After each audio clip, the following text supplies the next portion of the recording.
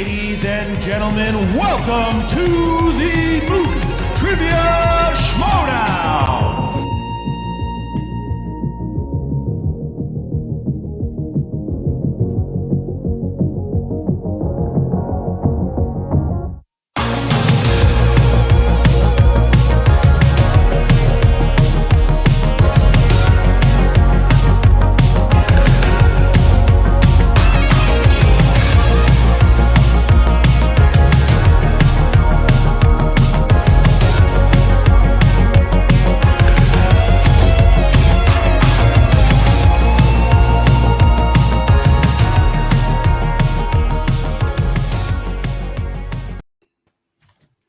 Hello and welcome all to Sip of Spill with Kiwi Jess, and today I have with me the writer's room of the Schmoedown.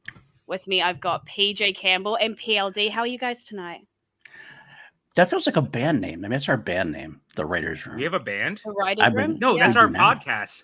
That's our podcast, remember? No, our podcast is Two Mediocre White Dudes on Film. No, but the new one, because the new one. Remember, I also am now unemployed. That's true. You know, Mm-hmm. and it came from the writer's room as a podcast that I pitched you the other day. That's lying, right. I forgot the title.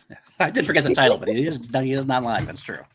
So PJ's broke. Wait. What That's how he country is. are we in right now? Because the accent is weird.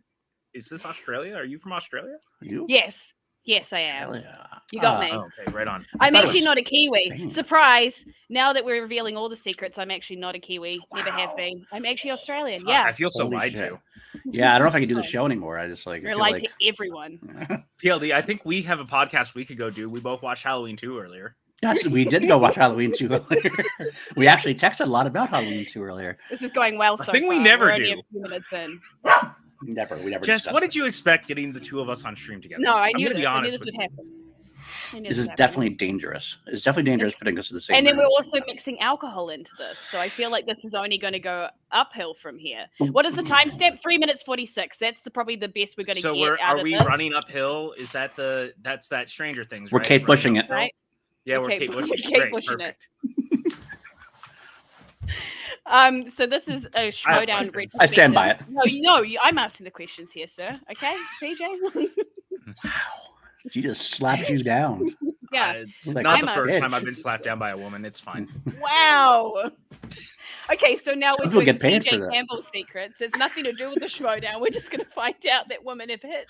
Some people pay a lot of money for that kind of treatment. I mean, yeah. Some people Oh, really man. enjoy that.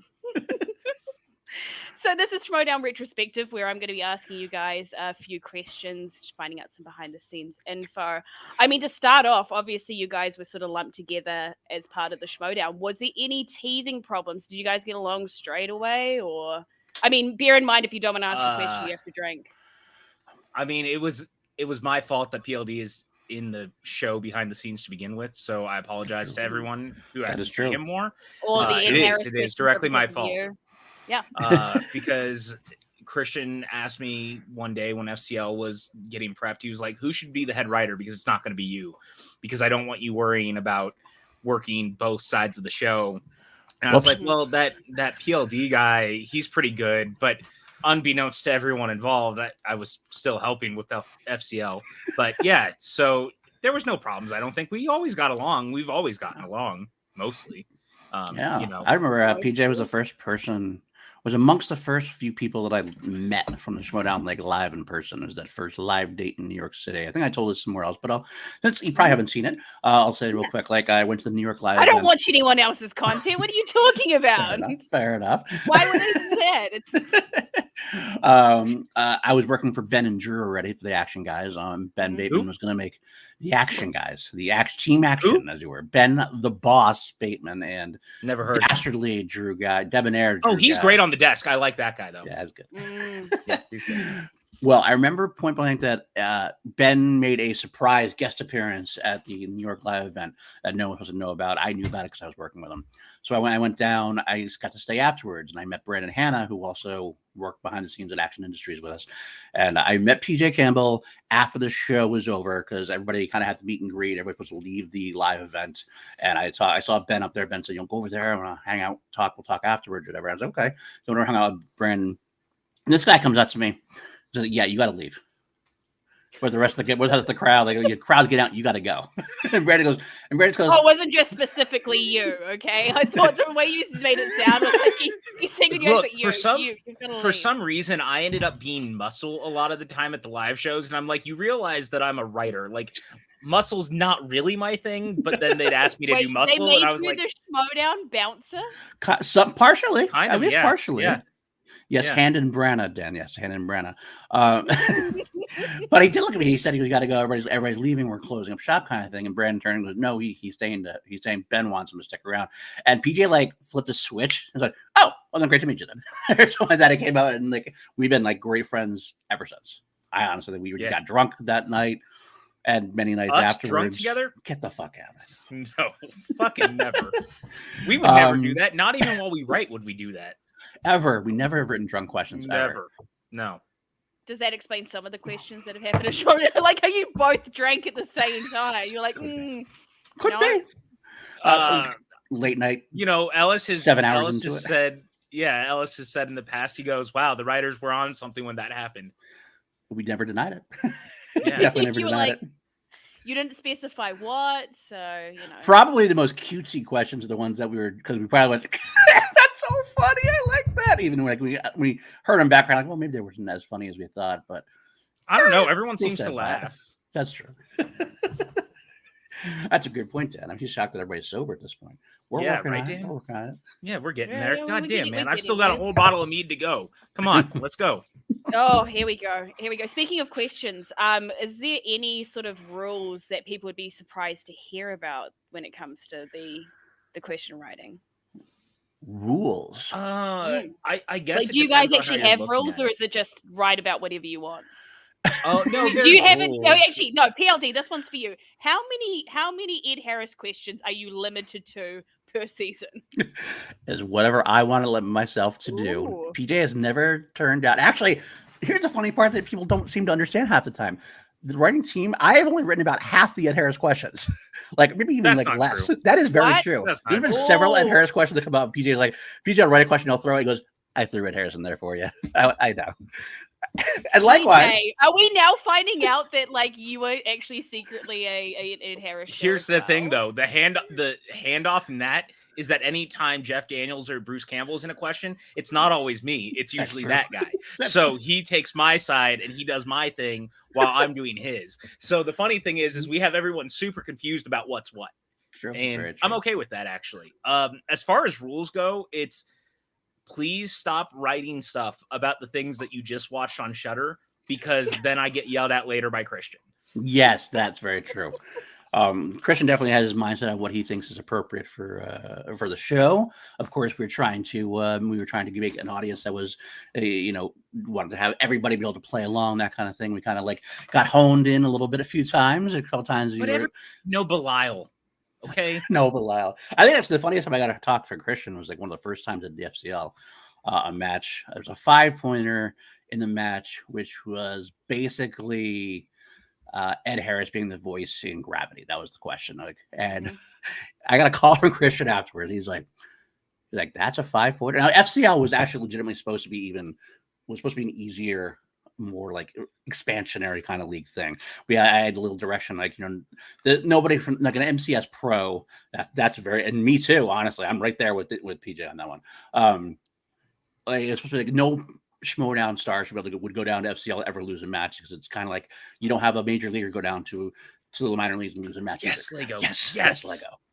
So I did a question it was like a 5-pointer, and Christian goes up and goes, 5-pointer for the FC? That's like a 5-pointer for the MTS, man. I fought back. I'm like, Ed Harris is playing the voice of Mission Control, basically reprising one of those famous roles from Apollo 13. They made a big deal of it. I fought back. And the funny part, Christian, to his credit, just went, "You're just a fucking Ed Harris stan," and let it go. That was all there was to it. But there's a B side to that story that PLD knows, and I've never said any of this out loud before. But the B side to all this story is the reason that he and I started working so closely together is that anytime Christian didn't love something in FCL, he would call me. And he would go, "Did you see this question? Did you watch this match?" And I'm like, "Yeah, I did." And he would go, "Did you see these questions?" And I was like, Yeah. And he'd be like, you go talk to PLD and like deal with this. And so we would sit on the call, and it was eventually like, well, if Christian's going to keep calling me, why don't we just work together? And like, we can tailor down the questions on one side and work on stuff on the other. And then PLD and I just basically were like, why don't we just work together across the board? That became, and that's exactly what it became. Like this year's season was the only one I was officially, me and PJ were officially writing for the MTS. But last year, basically, we were writing FCL and we were writing MTS. It all started also partially more when PJ went on vacation at one point. We went to Florida, I believe it was, for a week. Yeah, and I was in Florida in like May or June.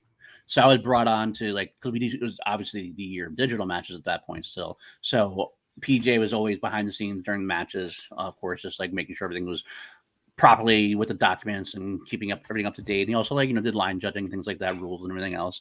But PJ couldn't be there, so I jumped on as to be like the temporary guy.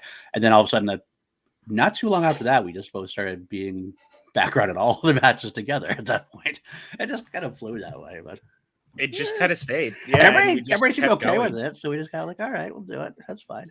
And that's when this year, I think it was between seasons, I had been talking to Thad, because truth of the matter is that I was thinking last season may have been my last season. As we were going into the spectacular, and TL and Thad had pulled me aside at New York, and they were like, hey, just so you're aware, Thad's coming on next year as a full-time producer.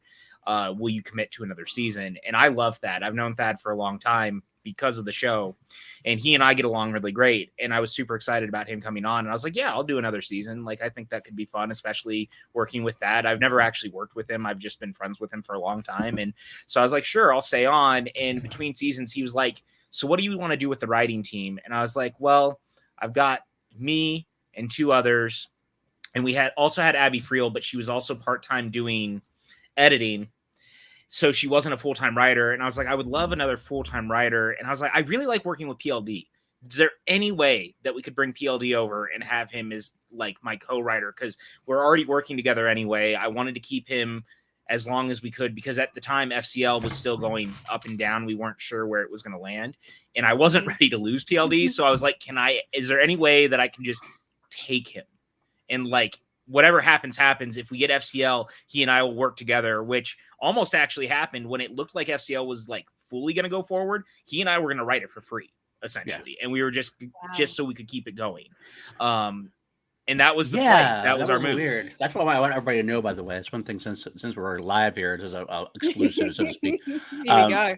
Before, when the Schmoedown has been, the season's ending early, yada, yada, yada. There's been times where I intimated that FCL was coming back. I was never lying, because at the time by the season, we kind of went back and forth a lot. In the beginning, we had FCL was doing this, and we weren't going to do something, then we were going to do something. And a lot of it was we were trying to restructure some things. And that was part of the restructuring. You know what? I'll just go to PJ. I talked to Brad about this as well. I talked to him, I'll go with PJ, and we can handle writing everything. We really can. Yeah. And we knew we could, because we get on these calls, and we have a couple of people who help us out, and definitively help us out a lot along the way. But when it came down to it, we knew that we could get it done, and we weren't going to worry about it. And that would take me out of the FCL side of things as far as that went. That would help the FCL come back, so to speak.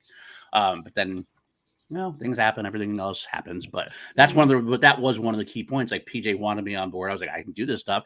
And I was doing other stuff for the MTS as it is. I actually first joined the MTS when Christian wanted me to help out with, if you guys remember, Brad and Jen doing Coming Up Next on the network. It was a short-term show. Very short-lived. Didn't really last too long, because quite frankly, as much as I love the show, I think it was great. It was a great show, a lot of fun, but between backstage and rundown, there kind of seemed to be a little bit of an overkill to it side of it. So it didn't end up lasting for as long as we'd like it to. But that was my first step into that. And then Christian obviously heard from PJ, and we worked from there, and that's how it worked out. But also I went into doing some content, quality assurance control kind of stuff, when we were having some issues with that. And I do these pre-production workups for matches. So when Ken Knapsack's announcing somebody, or people are announcing in the desk, they have the right records in place, the drivers in place, the matches that had aired versus, because we always shoot things out of order, as just like TV does sometimes. So what had aired, what hadn't aired, what was planning on being aired.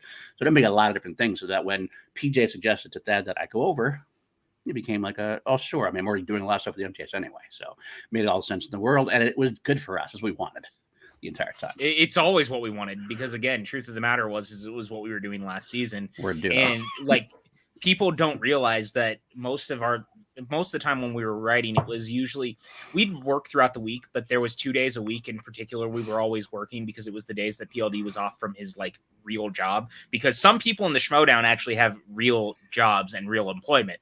I am not one of those people, and so we would tailor what we were doing to the days that he was off, and those nights would end up being 2 a.m., 3 a.m. Mm-hmm. Which like of course was late like 4 a.m. night. or 5 a.m. Yeah. But it was because we worked so well together that I was like, I'm not willing to lose that because we were getting way more done and doing way more than I'd ever done with anyone else in that regard, where it was like a lot of the time it was me working by myself. And if anyone knows me, I'm my own worst enemy. I sit in my head all the time and I start to overthink everything. So when PLD is there, I have someone to bounce the stuff I'm doing off of, and it's actually helped the questions immensely. I think that the questions have been the best they've ever been over the last 2 seasons, and it's just because we work together. I think that he and I balance each other out a lot. We basically know when to rein the other one in and when to hone it. Because sometimes we want to ask questions. We have like wait, you guys rein each other in? I know you have no idea. You have no idea. You have no idea.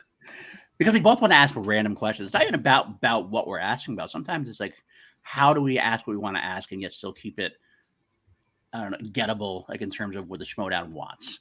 Obviously, because we would write about random things if we wanted to, but we want to be able to make sure everyone gets it. So I would have basket case and fan tab with some questions in every match if I had my way, but it's not going to happen. You think Ed Harris questions are nuts now? I mean, I would go way deeper. I've seen what's in the basket. Look, man, I don't want that. I don't want that. No, we would have all of that and more. Plus, look, at that point, direct-to-video Bruce Campbell movies are totally on the table, and we're talking about the Die Hard ripoff starring Sean Astin at a ski resort. Like, that's what's happening. Yeah. Oh, yeah, that's a real thing. Sean Astin plays the John McClane role in a Die Hard knockoff set at a ski resort, and Bruce Campbell is the villain, and he has, like, this horrible fucking accent, and it's the best movie in the world. I don't know if I ever say it's the best movie in the world, but it is definitely something to watch. I mean, when you're drunk, it's the best movie in the world. Let's be honest here. A lot of things are great when you're drunk. It's not a good measure of success, PJ. Yeah, but when you're drunk as much as we are, it's probably exactly the only measure of success. Yeah, see? PLD understands. That's why I work well together. Do you guys have a favorite match? Like one that you wrote and then one that you had to have it written? Ooh, match. Yeah. Well, okay. Free for all is always that's the cop out, but free for all is my favorite because it's the one that we have to put the most time into, and it's the one where we get to ask the most questions. And there were how many questions this time? Like how many questions? We wrote 430 questions for a match for free for all, and all those questions, like that means we have 300 and something left that we've never asked. But those are my favorite, and I really mean that. Like, don't get me wrong, there's other stuff that there's other matches that are really great, but the free-for-alls kind of let us cut loose a little bit because it's a free-for-all. It's us opening up to do different stuff. We got to have fun with the wild cards in it this year, which I thought was super cool that we did wild cards in the free-for-all. That was like not a thing that we pitched. We just kind of did it. And we were like, screw it, we're going to have fun. Once we knew we could do that, that's where we decided. Like that's because we know wild cards. The one drawback from writing wild cards, we have always great wild card ideas, but if they don't get hit, we don't get to see them, and they could go nowhere. Yeah. But then this one, we're like, okay, we know for sure that these wild cards are going to get hit because they're going to go in the kind of an order of what they're asking, kind of thing. So we're like, this is the one definitively we're putting the Schmoedown stars in the movie wild card. We want to get at least 2 or 3 questions in that year for that. Mm-hmm. Also, Andrew Thomas, I like that you said hello to Jess and PLD, but you left me out. I'm calling you out, Andrew Thomas. He did? He did. I should. Oh, he did. Oh, hey, Andrew's a rock star like I am. That's all the fucking disrespect. I think we've had a Crawl question, haven't we, PJ? There's at least I'm sure we've had Crawl questions. Because I love Crawl too. I think there's at least one in the doc. It might not have been asked in a while. Here's the thing. People don't realize that with the doc and the stuff we write, we have so much written that like not everything we write always gets asked. And that's the thing is like we've had so many questions that sit forever. I've had questions this season that I wrote when I took over 2 seasons ago, finally asked. Like that's how deep that doc goes. Although I'll say this too, we also fine-tuned the shit out of that doc between seasons because we knew going into season 9 that we were calling it reboot, and Christian wanted the game to be super playable. And so every time I hear people complain about question disparity at this point, I can't help but laugh because I'm like, y'all want to complain about it, but every 5-pointer for the most part this season that anyone has gotten has been like, name the movie. That's as far from disparity as you can get. I'm asking you to name the damn movie. Generally speaking, it's a movie or a big actor or a big director or whatever it is. It's always something like that. It's a gettable thing. Yeah, and so we worked our asses off to do that, and people just, But just to answer your question. Thomas, hey, Sean, too. Andrew Thomas is just like disrespect. What did I do to Andrew? What did I do? You. Hey, you know what you did, PJ. You know what you did. I don't. I genuinely don't. I don't know either. But just to answer your question quickly, also, my favorite match I've had no involvement with is always going to be Andrew Guy versus Dan Murrell. Because of how shocking it was. I was working for Drew, so I was pumping up the whole time. I wanted to come on, you could do this, you could do this. I believe in you, even though I was like, wow, Dan's probably going to win this match, but you could do this. You're like, I believe in you. I'll say this, but I know that PLD and I both have a favorite match this year, though, and that's because we both finally got to write a team action match, something that he and I had both never gotten to do. So that was super fun. We finally got to write a team action match, and I really appreciate especially as fans of the Schmoedown, it must be really cool to be able to do things like that. That's exactly what it is, because they hadn't been together for a while, and that's what the action's what really I've been with the Schmoedown as far as being a fan since season 1, but I really didn't glob on as completely until team action came. When team action came, then also I had somebody I was like, this is who I want to follow, this is who I want to root for, and like that. And I love that. So when they left, they split, and then Drew became in the desk. And I love Drew in the desk. Don't get me wrong. Drew is one of the best people in the desk. He's like a professional. But then I got a chance to go, hey, I got a chance to say, holy shit, a team action match. Can I say something here too? And I think it's cool to say now that it's over.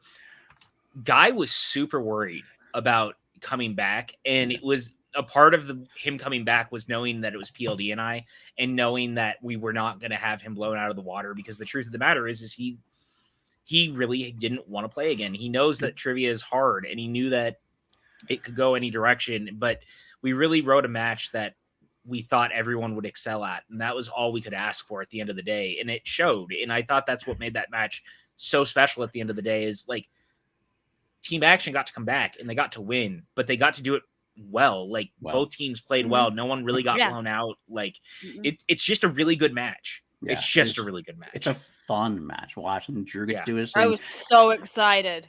So excited when it happened. Because Drew got to do his stuff. And he's also some people know this and some people don't. He's a very, very competitive dude. So that's one of the reasons why because when he gets in his head and he starts losing, he gets pissed because he's so competitive. So sometimes when he starts losing, he doesn't get to do as much of the stuff that he likes to do. When he got a perfect first round, all of a sudden he's able to do his shit and be all up in that, doing that Drew stuff. It was just great to see. I love doing that. So yeah, that's probably my favorite match to write. Although I do have to say, I did like the fact that I gave, in the last Roka match ever, I made him say I am number 4 in the first round. Here's the thing. I did that. We have fun. We like having fun, and it's not necessarily at the competitors' expense. It should be fun. This whole thing in general should be fun. Right. When you explain this to real world people, it sounds stupid. It sounds so stupid. Because it's just a fun game. That's exactly what it is. Come on, when you're describing it to someone on a date and you're like, "Cool, I don't know how to describe this in any way, shape, or form." This is why I'm still single. You're like, okay, stick with me. It's movie trivia, and you could just see them glaze over, and you're like, "Don't worry, it's fine." I mean, do you think it's a coincidence that Mike Hanowski has gotten a couple of Michael Caine questions? Do you think that's coincidence? Come on now. We like having fun with it. It's always a good thing to do, because at the end of the day, that's what matters. And so, with that in mind, you guys better buckle up for Spectacular, because this is our last go. PLD and I are going to have the fucking time of our lives. Oh, absolutely. We're the shit out of this one. Yeah. I can't tell you guys how hyped I am to just sit down. I have 6. I don't know. I shouldn't even say that. We have matches left to write.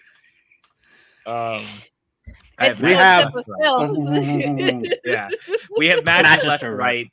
Yeah, we have matches to write, and it should be very fun. Yes, absolutely. Should be Great. So you haven't I really started fucking the put my writing process for that. No, you didn't. For It's fine. Spectacular, no, we have not started the writing process yet. We have started organizing our brains because we actually took a little time off, obviously, since the whole thing went down. We were like, okay, we're gonna take a step back, work on our own stuff, and kind of Breathe get in the for a right bit. mindset, breathe. Because we knew what Spectacular not coming up for a little bit yet and everything else. So then we now started to like make a move in that direction. Obviously, we have to know what the matches were too. That's part of the thing. I mean, we are starting to get a idea. Nothing's set. There's no matches that are set except there's like only one. Okay, there's one match that's set. I'm not going to say what it is, but there's definitely one match that's set.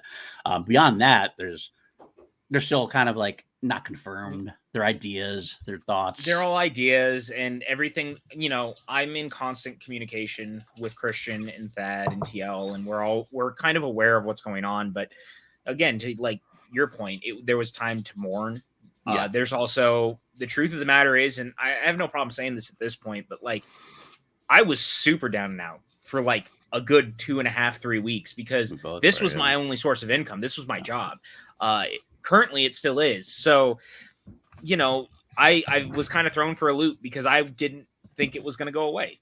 At least not this soon, way. anyway. Yeah, not this soon. Yeah, like so it was a lot for me because I was like, oh shit, wait, my only source of income and the thing that has like gotten me through the last 3 years is going away. How do you handle that? And this is why we go to therapy and do the things that we do. I mean, I think like 9 seasons is a long time. Obviously, having this been is a long, successful run of the show. I think we all most shows wish they could last 9 seasons. So I think we all kind of said this isn't going to last forever. But I guess we both had just kind of figured in our mind we had a little more time left than we did. So it did. It was definitely kind of something that struck us down, and like it was like almost good and bad to see everybody come out so like cathartically about like how much they loved it and everything else. Like it was validating in some ways, and like it was love. I loved getting all the nostalgia back of it. At the same time, we kept getting every time we saw something, I was kind of like, "Yep, it's done." It's like crush. Yeah, it probably does really feel like that. Of course, I do have a question from an anonymous Schmoedown competitor. Oh boy. You can guess if you want to guess who it is. Sean Sullivan. No, it's actually not. Now that the league is coming to a close, can you reveal the free-for-all 5 wildcard category that ended up getting vetoed? No, I just genuinely will not say what it is. No, it's not. It's because no, they're asking about the title of one of the. I don't want. The only reason I'm not going to say what it is because there is potential.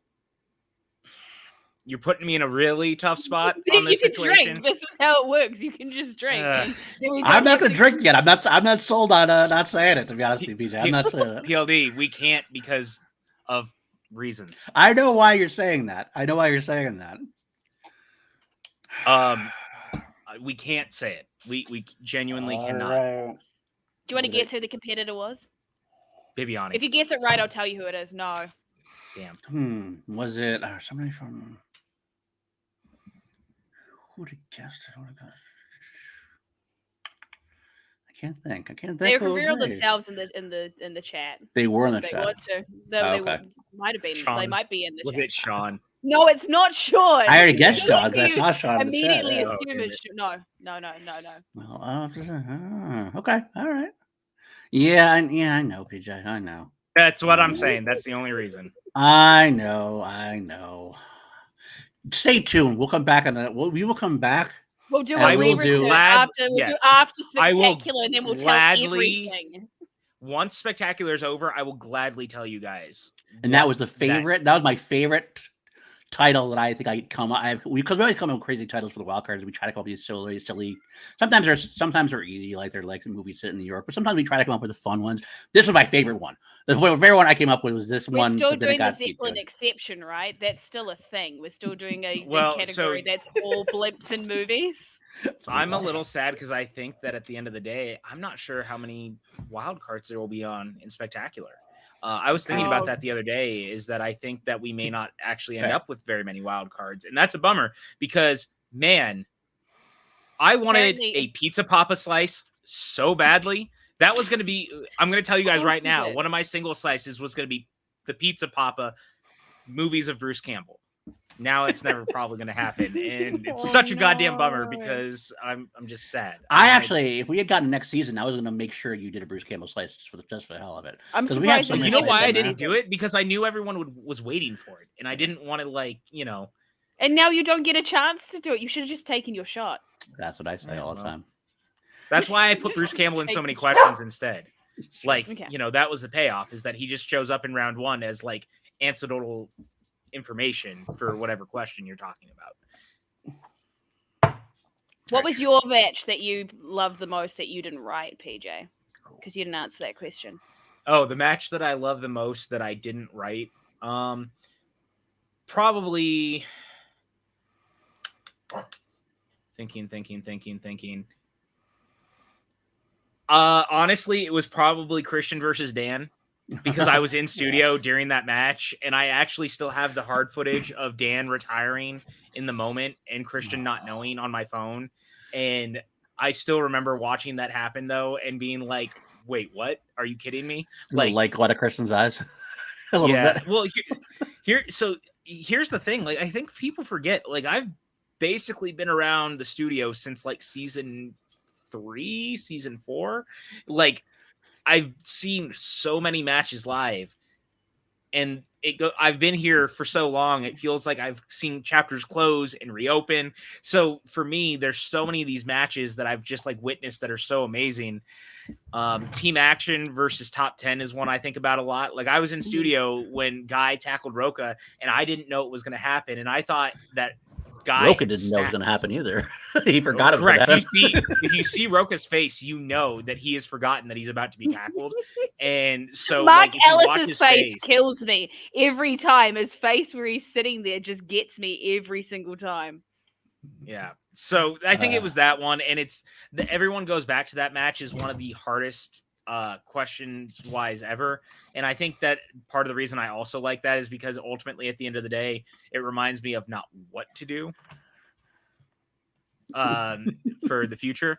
So, you know, there's a learning curve from there. And I would be remiss if we didn't shout out Chris Skalicki, who, you know, without Chris, I wouldn't be here. PLD wouldn't be here probably in the spots we were. I learned everything I knew from Chris, for better or worse. So thank you, Chris. Cheers to you, my friend. I will say that I think part of it is that we like these matches, and this is nothing against Skybound in that era, but part of us also love the pre-family friendly era as much. Yes. Guy versus Merle thing is. Well, you mean Guy getting up on the desk and saying, fuck you. I do miss it. I'm not going to lie. I miss it. And even he got some cut footage when he said something like, "Oh, my dick is so hard right now," and that got cut out of the match. But so good stuff. So good stuff. I wish I could see that. I wish I could get the "my dick is so hard" cut. Of that There's just gonna be a soundbite on So PLD accurate. projects. This is every time Absolutely. someone talks about Ed Harris, you just play that soundbite. Dick is so hard right now. I mean, speaking of unaired moments, is there any other unaired moments that you really wish the fans got to see? PJ.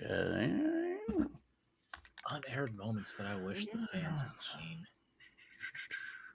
I don't know. I feel like most of the stuff that I want to see makes it. I can't think of anything off the top of my head. I get it. Probably, honestly, selfishly, there's a lot of times, at least, that we know that the guys at the desk, Mark and especially when it's Mark and Guy, they bust our chops a lot more than it's actually shown in between stuff. They call us out and shit. And there's a lot of jokes. A lot of times, what people didn't know, especially this season, even if we weren't in LA for tapings, we would have a Zoom call, like, and while we were watching the footage, and we'd be chatting with Drew and Mark the whole time about things. They would shoot our shit. So, and then there would be a question that was written wrong somehow, maybe, or I don't know, something, and like they would just shoot just like shoot us out or something like that. Some of them did make it, but some of them obviously didn't. So that selfishly, those are always fun moments for us. I just want to say too, they're funny, like funny questions when they get like, people have to remember how often we're staring at these docs and these questions. So typos and stuff happen.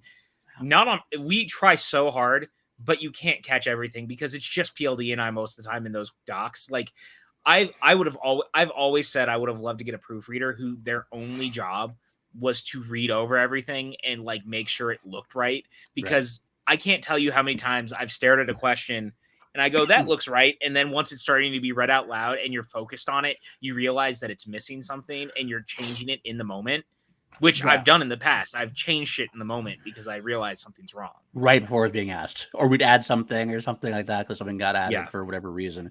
And there's times where we would add things just because we'd be like, oh, this, we would go through a match and like, oh, this seems a lot harder than it did 5 minutes ago.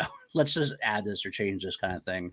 And there's actually a time, the worst part about why it gets fixed all the time, what people don't understand is when PJ told you a few bits ago about us going through that doc and cleaning it up, we ended up inverting a lot of questions. So we had questions written, and when you change the order of the words, sometimes like we get it in our heads what we're asking, but like we've left something behind from the previous iteration and didn't quite. That's just also like, oh, it doesn't make any sense anymore. What the fuck kind of thing. We were usually pretty good at doing it, but like we don't realize it happens because we are metric. Okay, that's what it is. We're good. We're moving on because we have like another 20,000 questions we have to write. But so it does happen. Focus on. What to focus on, right? That's true. So you have done scrambling on the day. Oh yeah. Oh yeah. I've scrambled in the moment. Let's go. Most stressful moment in the whole of Schmoedown for you guys.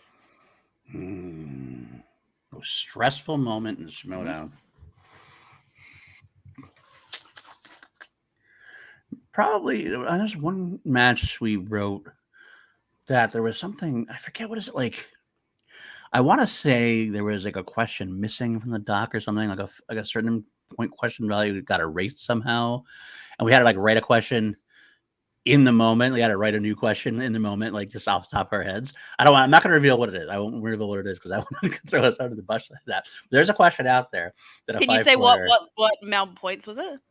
I think it was a 5. I want to say it was a 5. Oh, no. No, you know what it was? It wasn't that it wasn't written. It was that we miscalculated. Because the truth is that the way we do stuff, this is like very inside baseball sort of thing. But the way that the matches break down is that every match we have 60 categories for round 3. Right. So we reshuffle the 60 categories for every 3 matches. That way, the idea is that you won't hit every category or any category in every match. Theoretically, it doesn't work. This never happens, unfortunately. Theoretically, we shouldn't hit any of these categories more than a handful of times once you've done that. And we were doing long shoot days and stuff.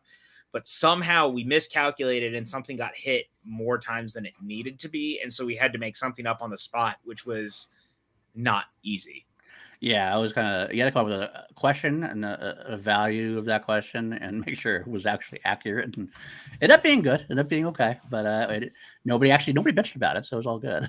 So, but that was probably pretty stressful when that happened. So that didn't happen very often. I think it was yeah, I mean, I think that's probably it, to be honest, because for the most part, the truth is that I don't think we've ended up with too many stressful ones because of the truth of the matter is that during the digital era, PLD and I were behind the scenes a lot of the time working together. Yeah.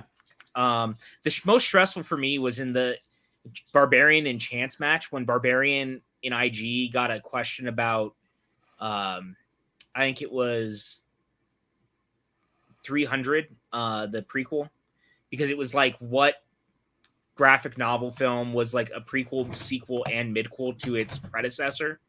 And he had said something like Days of Future Past, and he kept fighting after the fact that he was like, well, that's definitely what it is. And I was like, no, it's not. Like, most people don't understand that like a midquel is a movie or a portion of a movie that is taking place during a portion of a previous film. Days of Future Past doesn't do that because Days of Future Past resets the timeline. So when Logan wakes up, it's a new timeline that has not happened. And so even if you wanted to call it that, it's not that.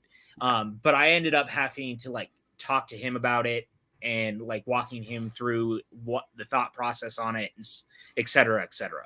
Challenges can be stressful, that's for sure. Sometimes. Like I know the one that was stressful for us recently we had together was the Smets Sol one, I believe. The motor transportation.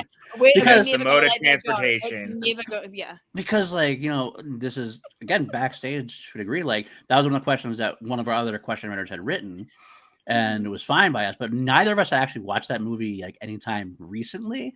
So they called the question. We're kind of looking at each other like, I haven't watched that movie in a little bit. I have to really look into see what the right answer should be in that case. In that way, that didn't happen very often because we actually wrote like we always go through all the questions, but every once in a while we're gonna hit a question where we haven't seen a movie in a long time. We're kind of like, of course we trust our question writers because they usually get everything 99% of the time right. So every once in a while, there's going to be that kind of time where it doesn't really quite vibe up. And I think after everything was said and done, the right decision was made, and we're all good. We're all happy with the decision. But in the moment, it's kind of like I remember looking at PJ's going, "Do you remember that one? What do you think about that?" Like, I gotta look back at that movie and see. We were literally in studio together because that was the weekend that we were shooting Free for All. So PLD was actually out there. It was a real long weekend actually of taping, and I remember that being a moment, and both of us sitting there going, "Dude, I don't know." I don't remember. Do you know? I don't know. And that was the same weekend that Kaiser, every time something would happen, Kaiser would look behind the curtain and he goes, "You fucking guys." And he'd be like insulting us. And then he'd look at us again after another question. He goes, "I love you guys." So, shout out to Kaiser for always harassing us. I mean, I'm guessing depending on whether Kevin was doing well or not. Yeah, and even his team. The funny thing was because he always told us afterwards that a lot of times we will ask questions that he had like trained his people on, but for whatever reason they didn't remember or something like that. So we'd ask a question and he'd be like, "You fucking guys," you knew exactly the question to ask. "I hate you. I hate you." And they come back, "No, I'm kidding. I love you fuckers." And it'll just be back and forth. That we'd have. Kaiser's one of the best dudes to work with. He's very emotional, very active, very fun. I love Kaiser. Passionate. Yeah, I mean he loves the game so much. He loves his like if you want to talk about manager of the year types, I know he like works his ass off for his players. Is always there for his players and everything else. I loved working with Kaiser. He was a good dude. He's a good dude. No. Yeah, I 100% love Kaiser. There's no one else that here's what I'll say. I don't think there's a single person in the Schmoedown I don't like working with in any capacity. I actually really love everyone. I'm very lucky. We're all very lucky that we all met through this because there's a genuine love for the show. There's an even more genuine love for each other, and I think that's very fucking cool. I think, there's definitely a thing when you get like so many people that are involved in the show. You can have like, I'm not gonna call them cliques because it wasn't a clique, but the people you did hang out with more. And like Kaiser, one of the people I definitely hung out with more. But I loved every manager. I loved every competitor. Basically, I always had like great conversations or interactions with them. It was really a joy to work with almost all these people, to be honest with you. So. I do have another question that was sent in by the same person as before. If you were a competitor. And David B had to write you a theme song, what musical influences would you have? Oh, PJ, I feel like I can pick these for you. Is it going to be like a mixture of The Rocketeer and Doctor Who? And Coheed and Cambria. There we go. I mean, I thought that would be obvious from the tattoo, but Well, I would. The thing is, actually, I've already paid David B to write the themes of my podcasts for the world. For the Crown Jewels podcast by Queen Podcast and for Two Mediocre White Dudes. So it'd probably be something along those lines. I'd probably combine the two. A Queen electric guitar kind of like choir, but like in a cinematic fashion, so to speak, if that makes sense. So, yeah, I like that question. That's a good one. Would you have a nickname? Oh, would it be PL Daddy? I think that might be how I would have to see about the daddy part. I'd love to hear Ken Napzok have to call you PL Daddy as he's introducing you. I think that's my heel name. When I go bad, I'll be PL Daddy. Come on, PJ. What would you have? I don't know. I mean, my obvious one is like, I feel like the Punisher rolls off the tongue, but like the truth of the matter is unfortunately that character has been co-opted by a group of people who would, I would rather not associate with. So there's that side of it. That one. Yeah, that would have been my answer, before January 6th of 2021. Before that happened, yes, but otherwise no other nickname. No, because that was always my dream, to be honest with you. That was the one that made the most sense. But now I wonder what if like PLD and I came out as a team, I wonder what it would be like, because people have asked about like a potential teams match of like the writers taking on one of the teams. And I always wonder what that would be like. I think we just call ourselves the writers' room at that point. Yeah, at that point, probably. It's fun. We actually got great name. We played match once against each other, like a long drunken. We were real fucking drunk that night on a different channel. At one point, it was me. I was about to say, did Kaiser call it? Should have. No, it was It was definitely a fundraiser thing, wasn't it? I think, if I'm I wanna remembering say, correctly. I was really drunk, so I don't know. We know. both were. We were We against both each were other. because PLD's team won. I remember that because I was TKO, I believe, didn't we? No. I don't think it was a TKO, but I think it was. I was really fucking drunk. And I remember the only thing I really remember is like before it even happened, you and I went full kayfabe and we were yelling at each other on the stream, and everyone was like, "What is happening?" And we had just like gone full in on it. I remember I'd spun Fast and the Furious, and I'm not as good. Like PJ is definitely better at Fast and the Furious than I am, and I was like, but I went in and I ended up like acing the category or something. I really doing quickly, and PJ getting pissed at it because like he didn't get any steal opportunities. I remember that. Accurate. And we had some challenges galore. I think at one point, I remember the one challenge in there was it was the Samuel Jackson character in Unbreakable. Like I think I called him like a comic book store owner, and he's like, no, he's an art gallery owner. And we were like throwing down. Oh yeah, that was 100% a true thing, because I was like, he owns an art gallery. He doesn't own a comic book shop. He's only in a comic book shop later in the movie. And then if you threw the Wikipedia on, like he actually it says both in the Wikipedia at some point. So like we have to get a question. Got the question thrown out, I think, and I got a new question. That's what happened. I think at that point, but it was a lot of fun. I don't know. Like as a team, though, I think it'd be great. I obviously I had some ambition at one point to join the Schmoedown as a me too as a question. I mean, I think everybody who works on it has some kind of like idea. Why didn't you guys? That's what I always wonder. Is like, why wouldn't you have? I kind of like working behind the scenes better, to be honest with you now, because like we get more involved with like as much as the competitors are involved, obviously. We get like more of the whole shebang of what's going on. Like we know, like, you know what I mean? We get to deal with everybody. We work with people more. I actually like that better. And frankly, I'm going to admit I'm old, I'm drunk, and I kind of like, I don't quite have the speed to probably be as successful as I'd like to be. Well, especially with the digital era and how much people studied. Like, I think especially if you want to do well, you probably have to do study. And studying so different than writing questions. Yeah, like you sit there and you write a question down and you get on with your life. But like actually remembering people, places, things. Or if you do Star Wars, it's everything. It's the race of the background character that appears for half a frame. That's those things. That's very true. Although PJ did get me in a trivia question the other day, and I was still pissed about it. So I'm very competitive, so I still get pissed about it when I lose. What was it? You were there. You missed it too. Wow, what a surprise. I missed a trivia question. In what 2000s time travel film does someone say that the word Yahoo needs to be remembered in the future as a means of financial gain? I couldn't fucking. And if anyone in the chat knows what I'm talking about, I would love to see. I put out some good guesses. I put out some damn good guesses. To your question, I almost played like a handful of times, and there was actually a storyline beat 2 years ago that would have involved me and a few others that ended up going by the wayside, and that was around the time that I took over writing and helping Chris. So that was part of why I moved away from it. What's the storyline going to be? It's not essentially essentially there was this idea that there was going to be like an underground faction that was forming of people who felt like they were similar to the Schmoeminati, but just basically. But we more formed because we felt like the show left us behind and we didn't feel respected, and so a bunch of people formed to kind of like fight back at what was happening. And so it was supposed to be like me, and I think Janine was one of the characters at the time, and like Christian had pitched all of it to me, and it sounded really good. And then just as quickly, the thing that people don't always know is that Christian swivels on a dime, and storylines will change literally overnight. And so that storyline went away, but it worked out because I ended up, like I said, I was already working behind the scenes, and I ended up starting to write more.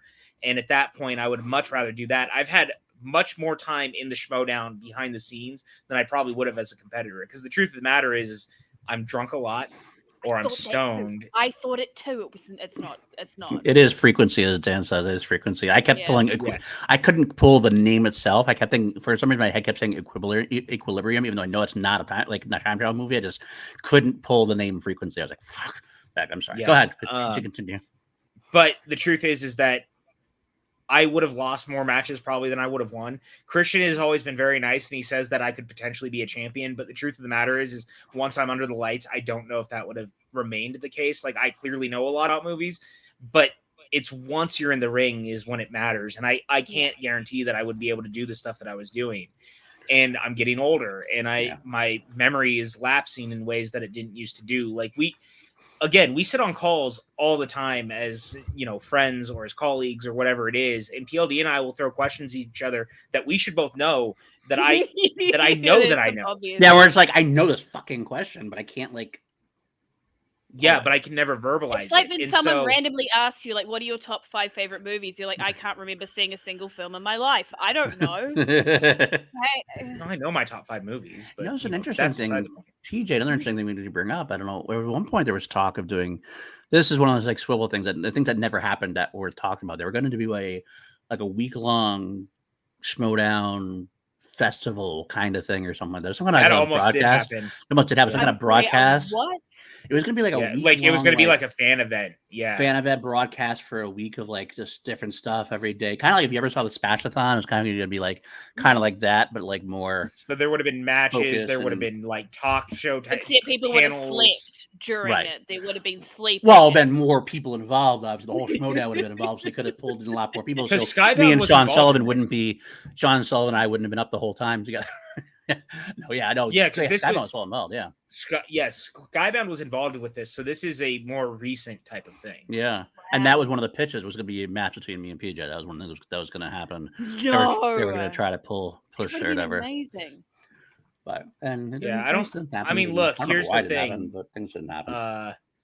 I think that ultimately, at the end of the day, if people want to hear PLD and I do questions and stuff, you can listen to Two Mediocre White Dudes, where we do a lot of stuff like that. Like we're always just, not to shamelessly plug, but I'll shamelessly plug. Like, no, do it. We do that type of stuff all the time. And the truth of the matter is that I've been looking to relaunch my channel, and I think there is going to be some form of trivia type stuff on it. Trivia, let's do it. Not like the Schmoedown, because I don't want to step on toes, because the truth of the matter is I'm not ready to say goodbye to writing questions. So there's stuff I would love to do, but there will be some form of trivia involved in what I would like to do, because I'm very good at it. Like, at least I like to think I'm good at it. I see plenty of fans who think I'm very bad at what I do, and that's okay too. So you're always gonna get people like that though in any kind of community. And I know. Look again. I'm not. Look, they're allowed to have their feelings. It's wrong, and that's okay. They're not right. Yeah. Look, it's not nearly as easy as people think it is either.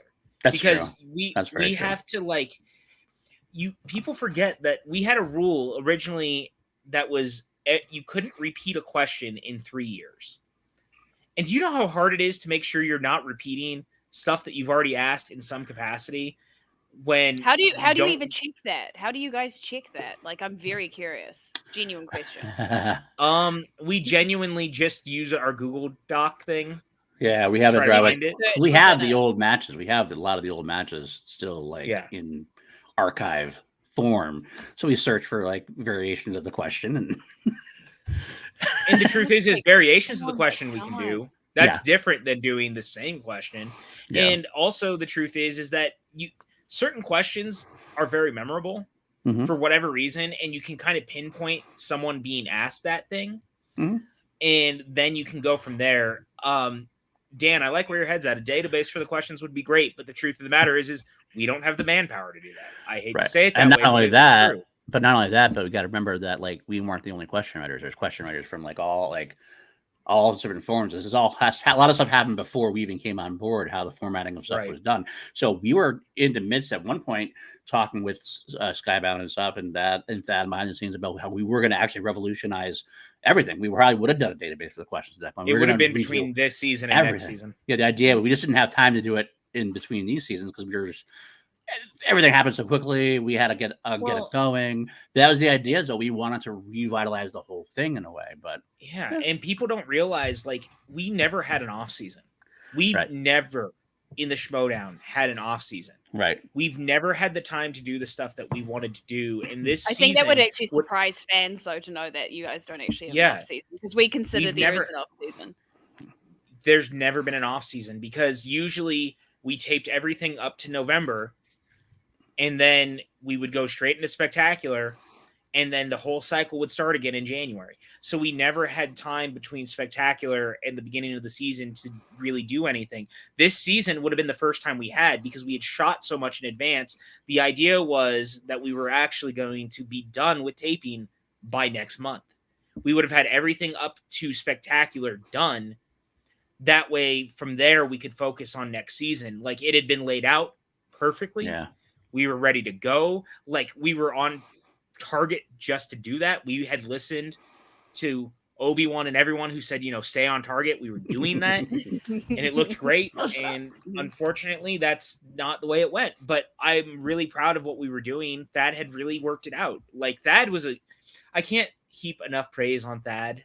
Yes. At coming in as producer and doing the stuff he was doing, because I think he made what we were doing even better. He took a lot of what he had been doing with the Schmoedown at Collider and took it to the Skybound side and really reworked the wheel in our first season back from digital, and it worked so well. It was a pain in the ass sometimes for PLD and I, trying to make sure that you had 12, 13, 14, 15 matches a weekend, but we always managed to get it done.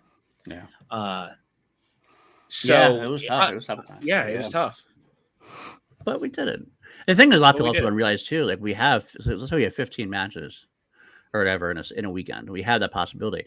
We got to get 15 matches worth of wheel slices.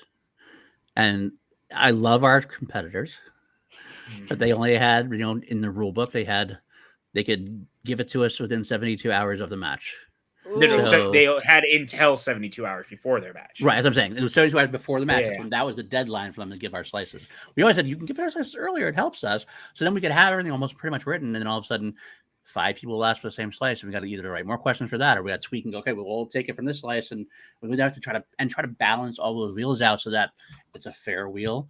We're not using the same category in every match. And it just, it's a lot of hurry up and wait sometimes. That happens sometimes with us at the point. But it's just one of we got to a rhythm, and it kind of became better for us. We'd curse about him. We'd curse him out sometimes under our breath. That fucking Bateman. That fucking Bateman. Give me your fucking slices, Bateman. Yeah, we can say that now. I love Ben Bateman to death, but boy, was he my fucking worst enemy every time it came to that. I'd harass him. I'd always send PLD to do it because I'd always feel bad. I don't like bothering Ben. And so I was like, can you go talk to your boy? Like, go fucking deal with this, because he's always the last one. Always. Like, there was people who they would know that their match was coming up like the month before, because whatever had happened at the last taping was going into the next one. They would tell us a month in advance what they were already planning on doing. It was great. That type of stuff was always fantastic. It was the Ben Batemans of the world, who I love dearly, but dear fucking God, man, like, give me your slices so that we can get our job done. And I would even say, I would harass him. I would go, hey, give me, Ben, I need your slices. And he comes back with, well, I think I'm thinking this. I'm thinking this. Like, well, that's what you're fucking getting then, Bateman. It was a lot of fun. Actually, the funniest part is, I'm not going to say who it was. I don't want to throw anybody under the bus, but one competitor didn't even bother giving us slices at all. And so we just gave them the slices that we were like, this sounds like something they would like. So if it gets past the deadline, do you just give them whatever slices? Is that what the rule is? That is the, okay. All right, that's the rule. So wait, that's only happened once? Well, no, it's happened twice, because I can say this now. No, it was not. But it was literally while I was on vacation. And the only reason I remember is because PLD was frantically texting me the morning of one of the matches, and it was like, hey, so-and-so did not give me their slices. What do we do? And so instead of responding to PLD, I started a message between PLD, myself, and Ellis, and I looked at this person's other matches, and I went, this person has put X and X on the wheel the last 2 matches. This is what they're getting. That, and we're done, and we moved on. And I texted that person's manager also and let them know that this is the same situation. And the manager, to their respect, was like, look, I tried my best. I couldn't get an answer from this person. I really apologize. Thank you for doing what you do. Like, I really appreciate it. And we went about our day. And the thing is about it too, the rule is 72 hours. We were never like hard asses about it, even when we should have been. We probably should have been hard asses about it. But they went to 72 hours. We'd give them texts, and somebody came on like a little late, and they throw it. We'd be like, all right, we'll do that. And like, or if we got down to the wire, kind of like if we could do it, like it was a day before, and they said, oh, well, I want this and this. I know I'm late. If we could work, we'd make it work. We try our best to make it work because we don't want to fuck anybody. Yeah, we want everybody to have a good time. We want everybody to have the right time and everything else. And I feel like people don't understand that about us. We're never out to get anyone. No, never. Like, people think that we're trying to be clever and trying to fuck people over. It's not that. Like, I was having this conversation with someone, I don't remember who it was, but very recently, where I was like, people think that for some reason that when we're writing questions, we're trying to trick you and we're trying to get you.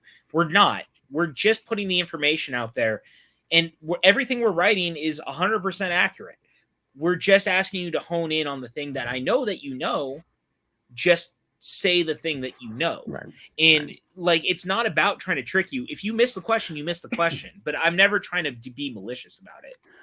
I think we can say now pretty much like for like round ones, for example, we always tried to make it questions of like categories we know people were mostly decent enough at, or like you didn't want anybody like to have to completely. There's a lot of times you have a lot. One of the funniest parts about this is there's a lot of times we'll watch a match together, either in person or on the Zoom or whatever, and like somebody will miss a question. We're like, they missed that question, really? Wow. Okay, we were surprised too. Like, so we always want them to get every question. Like we wanted them to, but to the other side of that, there are a couple of times we've written some questions that were like, this is a good question. There's some bait here. I wonder if they're going to take, and let's see if that happens kind of thing. I'll never forget in one of the matches last season, I wrote a Psycho 2 question, and I got very much talked to about that question being too hard. And I straight up looked at Christian and went, Christian, Anthony Perkins is literally the lead of the movie. I think it's safe to say it is a film that is a Psycho film, and only 3 of those were theatrical. I think it's a fair question to ask which one of those did Anthony Perkins direct. And he just kind of looked at me and he goes, fine, I guess. And I was just like, I love Christian to death, but like there's times where it's okay to be like, look, I know you don't know. There's stuff that I like, PLD will write it and I go, I don't know. And that's okay. But I think that if you're looking at it in a vacuum, we've always given you enough information to get there. Yeah.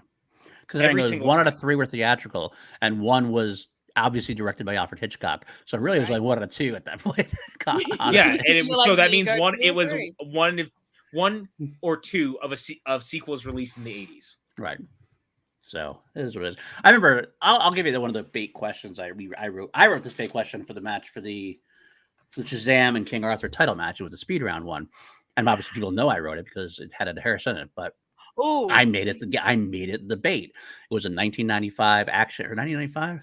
1990s action a little different. Film. Bait is okay in the speed round. I agree with that. We do bait a lot in the speed round. I said it starred Sean Connery, Ed Harris, and he watched that rock. And I even saw Griffey Nooms like buzz in right there. But then Drew went on and said the next person on the list, which was Lawrence Fishburne. And I could like see the light die in his eyes. Like, wait, that's not the Rock, because Lawrence Fishburne is in the Rock. Didn't he say the Rising Sun? He said Rising Sun. Yeah, Rising Sun. Yeah. You could tell. I could tell right away. Like he fell for the bait, didn't he? Totally. Yeah. It's the funny thing too, because the truth is like I look at a lot of the speed rounds, and some of the competitors have figured us out, and they'll buzz around the stuff that we know we're baiting. Like it happens very frequently now. Yeah. And so now we're having to go back the other direction, where if you think it's not the obvious one, we got to go back for the obvious one. Yes, now you got a whole bunch of 5-rounders to write for Spectacular, all going to be the obvious ones. You never know. Maybe we'll go back and forth. You never know what we're going to do. You can't, you can't put us in a box. You don't know who we are.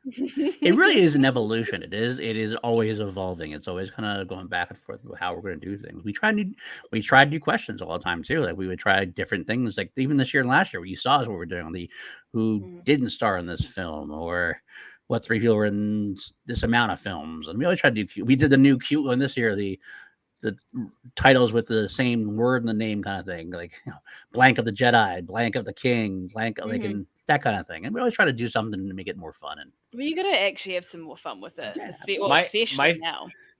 My favorite version of that was over the last year where we started doing like you had written the one about the movie Tommy Has Music by which famous rock band, or yeah. I would do like these actors have played what famous real life person, and I saw a bunch of people being like, that's not movie trivia, and I'm like, the fuck it's not. We're literally just asking them to name the real life individual that these people played. We're not asking for weird like nonsense, right. And Leo, to your point, that question, Guy will always make me laugh about that, because I remember I called into backstage when Guy was on backstage and they were talking about that question. I was at the gym while I was calling in, talking to them about it. And I just remember being like, Guy, I love you, but you have to remember, we specifically say we can ask about the stuff that people have written. Like, that's part of our rule book. So if a filmmaker has written a movie, but they did not direct it, it is still fair game. Right. So as hard as that question, or as tricky as that question might be, it was totally fair game within the confines of the show. And he definitely understood, to his credit. It's funny because, like, if you watch the Action Guy stuff, we join their Patreon, we do a show, obviously called Root of the Question. Ben, Drew, and I do. And Drew has really gotten hard into, like, the art of the question writing that we do. And he loves it more than ever. And he has come up to us numerous times talking about how awesome our questions now. And he loves what we've done this year and everything else. And he'll throw questions out there this once in a while. He's changed his tune a lot in a good way, because now that he's on the desk, he's much more aware of the way that this stuff operates and the way we've done it. And it changed how he looked at it a lot. And I'm always going to appreciate that, because he was always like, I never understood quite the way. I mean, do any of the competitors really get to know that? No, not really. I feel like they don't. Not really. Ben, I think, does now because of Root of the Question and working with me and Guy. I think that helps Ben out a little bit. Although he still has his own. I love you, Ben. He still has some of his own, like, cockeyed, like, his own ideas of some things that shouldn't be asked about or whatever. And basically, it's about, if you don't ask him a horror question. He actually has told me if he had a match on Spectacular and I ask him a Halloween 6 question, he's going to burn my house down. He's such a proponent for you and I not asking about horror movie sequels that it's almost insulting, but it's also very funny. It also gets him to listen to Too Many Nuclear Weight. But can you guys actually pick that? That's what I wonder. Can you guys actually pick that? And, like, because you said there's a document. So is there any way you can actually be like, look, we can't put Halloween sequels, like any kind of sequel on there? Or I would never do that. Could we? Sure. I'm never going to do that. Like, look, at the end of the day, as much as the MCU is a movie series, guess what? So is Halloween. And it's just as influential in different ways, in the same way that Friday the 13th is. Again, I mean, look, the truth of the matter is PLD and I do a podcast. Ben got smart. He started listening to it, and he's been like, it's actually helped me a lot. I've learned a lot from you guys, and not just in playing. He's been very, very complimentary towards, like, listening to what we do, because I love horror movies. I really, really do. And so part of our mission with doing Two Mediocre White Dudes on Film was ultimately that I could give love to a lot of horror films that, I mean, sure, we're covering franchises, but now is a time that I finally get to be like, you know what? Halloween 4 is actually good. And all of you who talk shit about it are fucking wrong.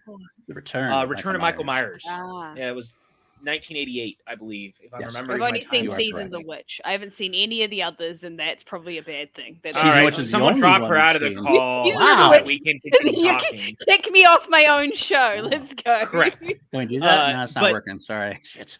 The truth is like, look, there's something to like about all those movies. Friday the 13th is super influential. All these horror movies are, because the truth of the matter is a lot of these horror movies that you may not be paying attention to star a bunch of people you fucking recognize. Some of them are now Academy Award winners. Matthew McConaughey, Texas Chainsaw Massacre, Renee Zellweger. Clooney appears as a victim in that one film that you showed me. Grizzly 2, The Revenge. Whoa. Exactly. Right.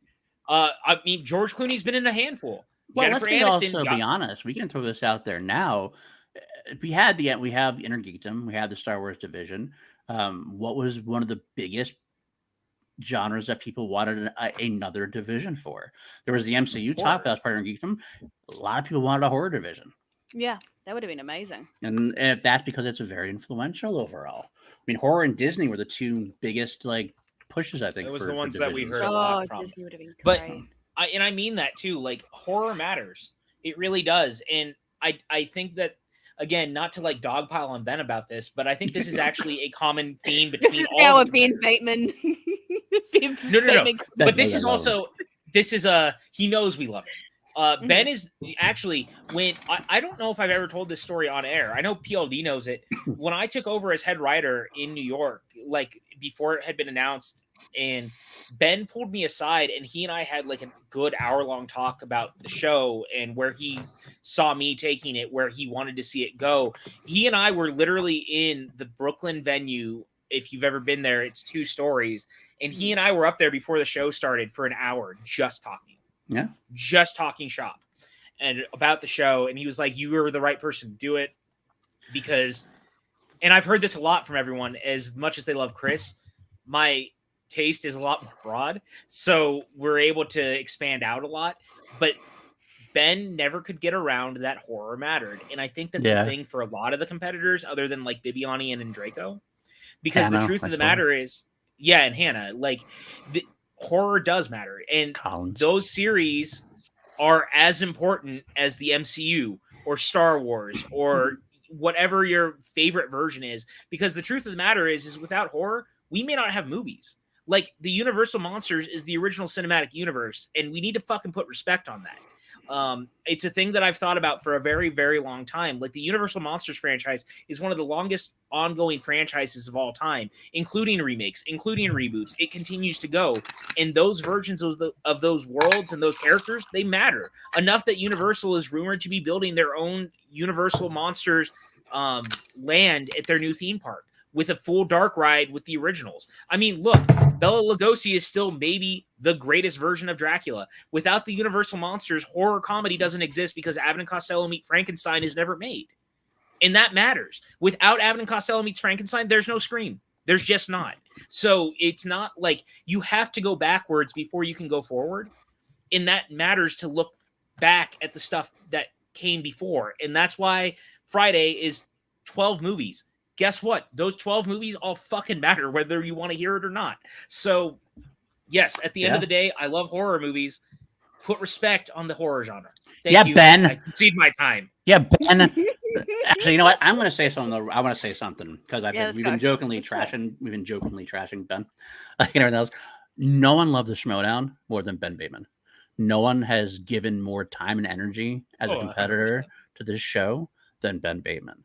Ben Bateman cares not only, like, you see him trying, like you see him like studying, you see him try to become champion, you see him like his competitive edge, but he'll do anything. He will act in any scene. He will play any match. He helped with the rule book. He worked business side sort of it. He would, and if you get him to talk about it, he will talk your ear off about it for like hours on end. I've had like hours of conversations on the phone where he'll just randomly call me up and go, I have some ideas I want to throw by you. And it could be like about anything about like, as far as like the division goes, Star Wars division, IG, anything. He really, I don't think he gets the credit he deserves sometimes. Good one, Curtis. Speaking of Ben Bateman, give you 60 days. Yeah, I saw that. I like the subscribe to PJ's new podcast, The Horror Soapbox. Right. Fuck, I might consider it at this point. And That's the cool. Lego, thank you, of course. The Here for Horror Talks go off, PJ. I will never stop. And you guys need to know, everyone knows that about me. If you get me going, I'll fucking go. Like, yeah. All you're gonna do is fisticuffs. even just whisper horror near him, and this guy just goes. Yeah, but just to finish off, not saying it's a bad thing. Just to finish, I just wanted to finish off. I just want to say, like, because I don't want to hear about you finishing off. I don't think he gets. Oh my God. I don't think he gets the credit he deserves, like in the Reddit and stuff like that. That whisper as well.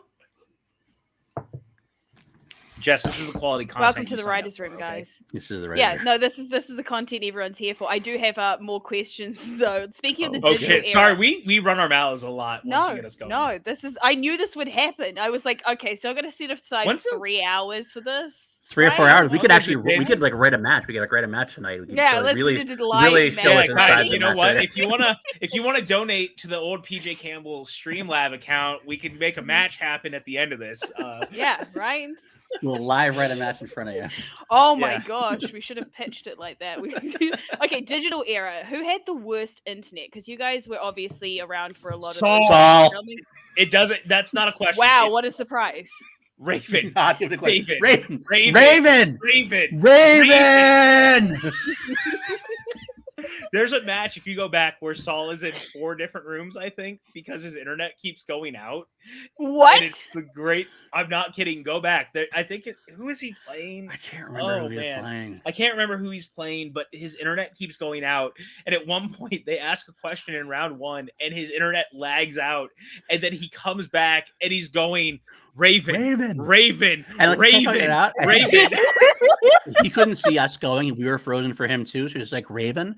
So he's just Raven. screaming at you guys. Raven. And then of course when he left, it was Brandon. That's right. I think Eric's right. Yeah. It was Hannah. I think it was against Hannah. Thank you, Eric. Eric's coming in. Thank you.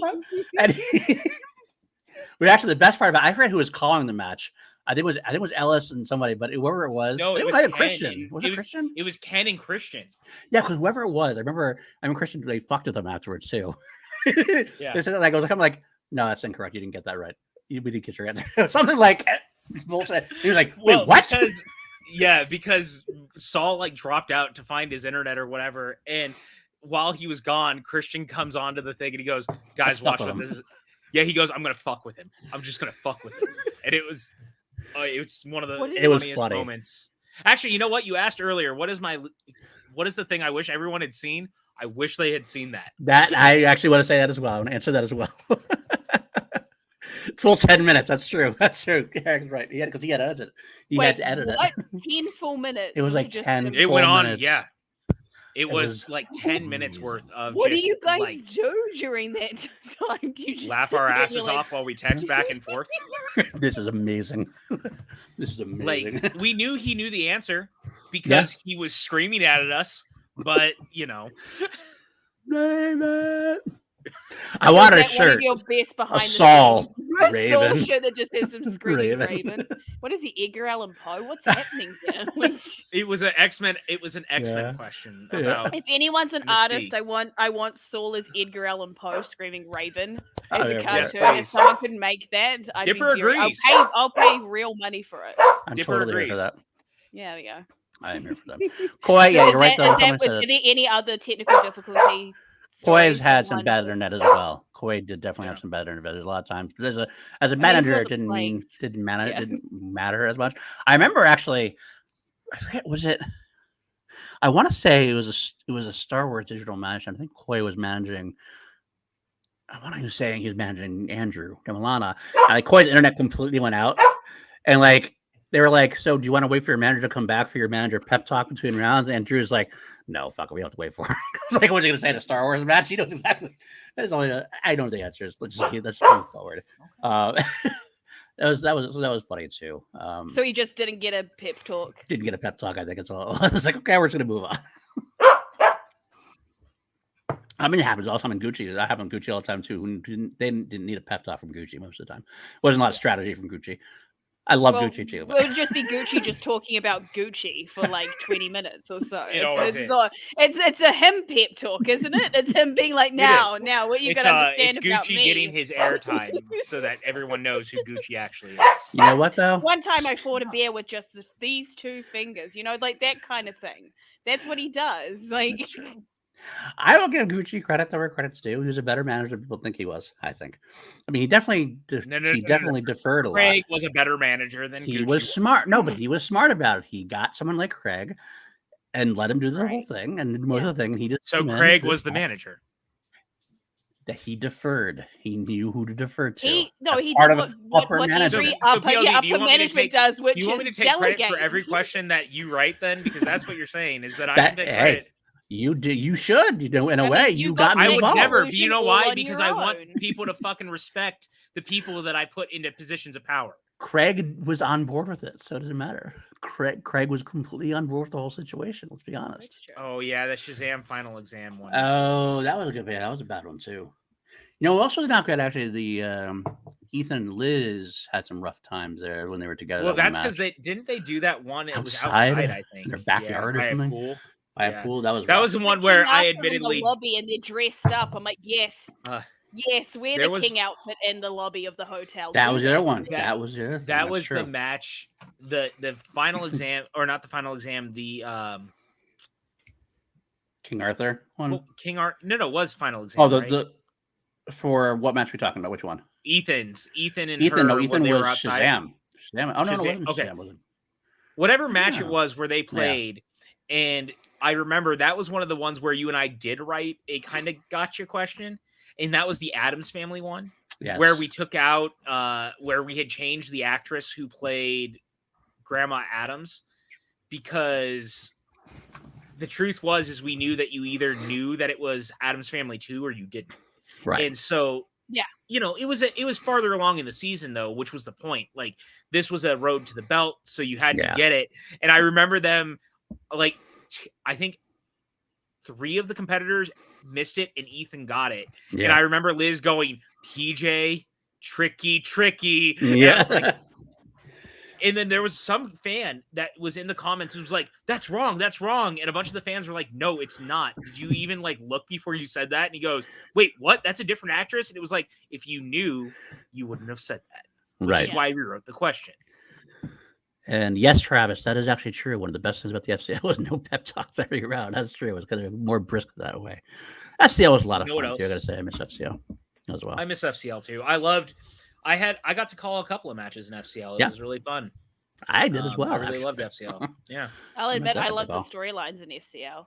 It was really cool. I was really proud of what PLD and them did on a storyline level. I would message him a lot, and I was always really impressed with what they were pulling off storyline wise. I thought the Addams twins stuff was some of the best storyline stuff we had seen in anything MTS. Yeah, it was fun. Leading to their Civil War. I thought that was so good.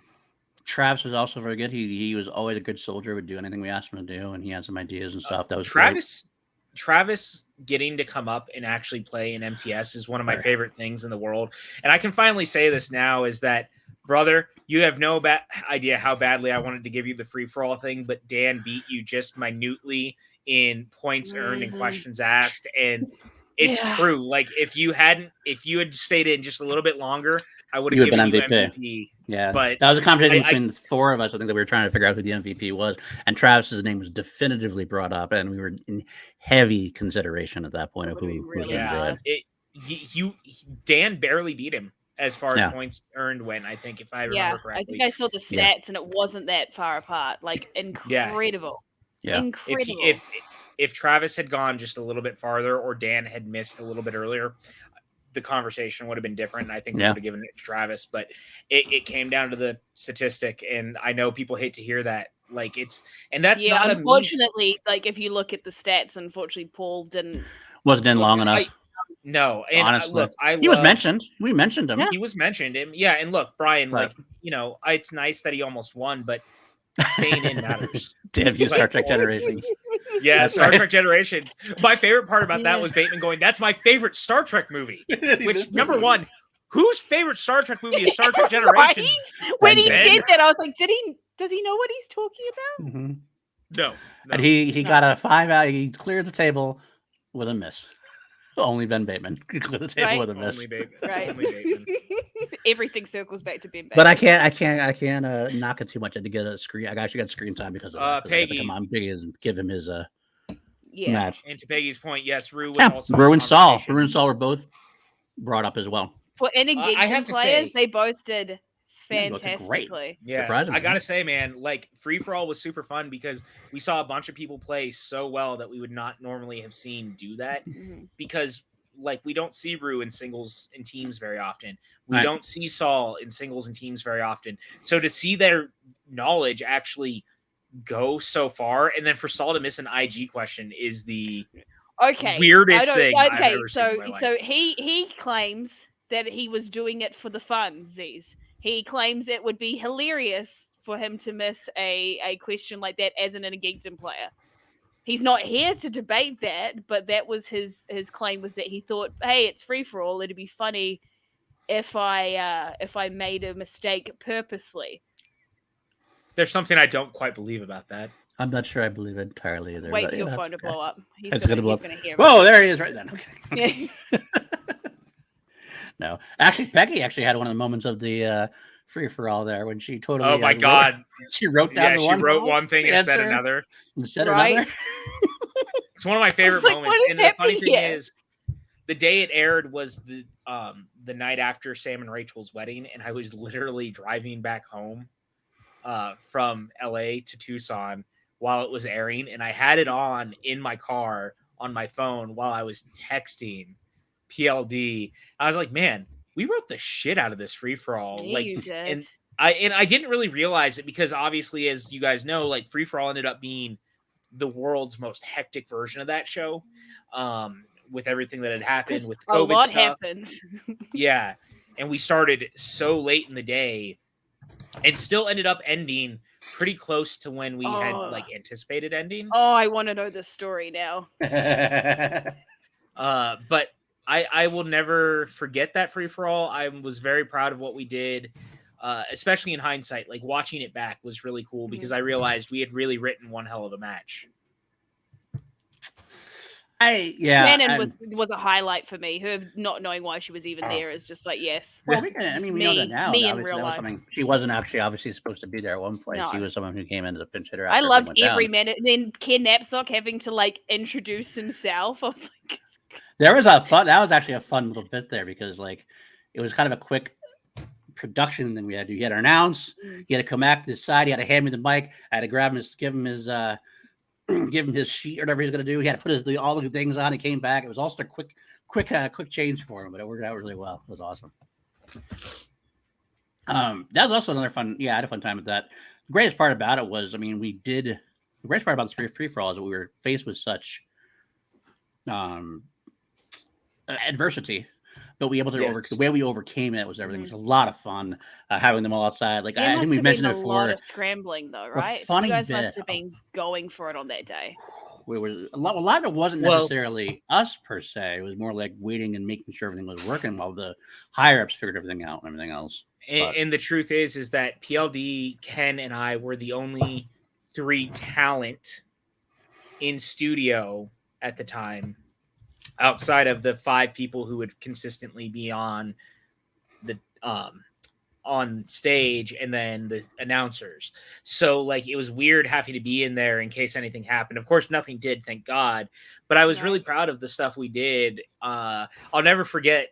I finally got my Abbott and Costello question about which Universal monster they not need on the big screen. Yes, and Chance was up there. Didn't I actually text you and I was like, you did. That's a PJ question. That is totally entirely was. a PJ question. It was one of the first questions I wrote. Yeah. Well, yeah. Wait, like ever or for the free for all? No, for this free for all, because I the funny thing is that we had texted Ellis the 2 questions that we said, please make sure these are read during free for all, and Ellis ended up reading them because Ellis is a mensch like that. But the funny thing is that Chance was up there when it got asked, and anyone who knows, like Chance and I are super close. He borrows shit from my movie collection all the time. He's moving into my house soon. Like he's moving out of his apartment. He's moving in with me, and he missed it. And he was like, how do I miss that when I know you?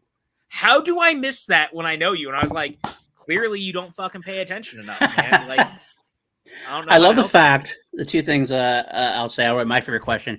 I did love the fact that they were outside. We had these people in the, all the crew member of the competitor were outside in a tent watching a feed that was brought out to them.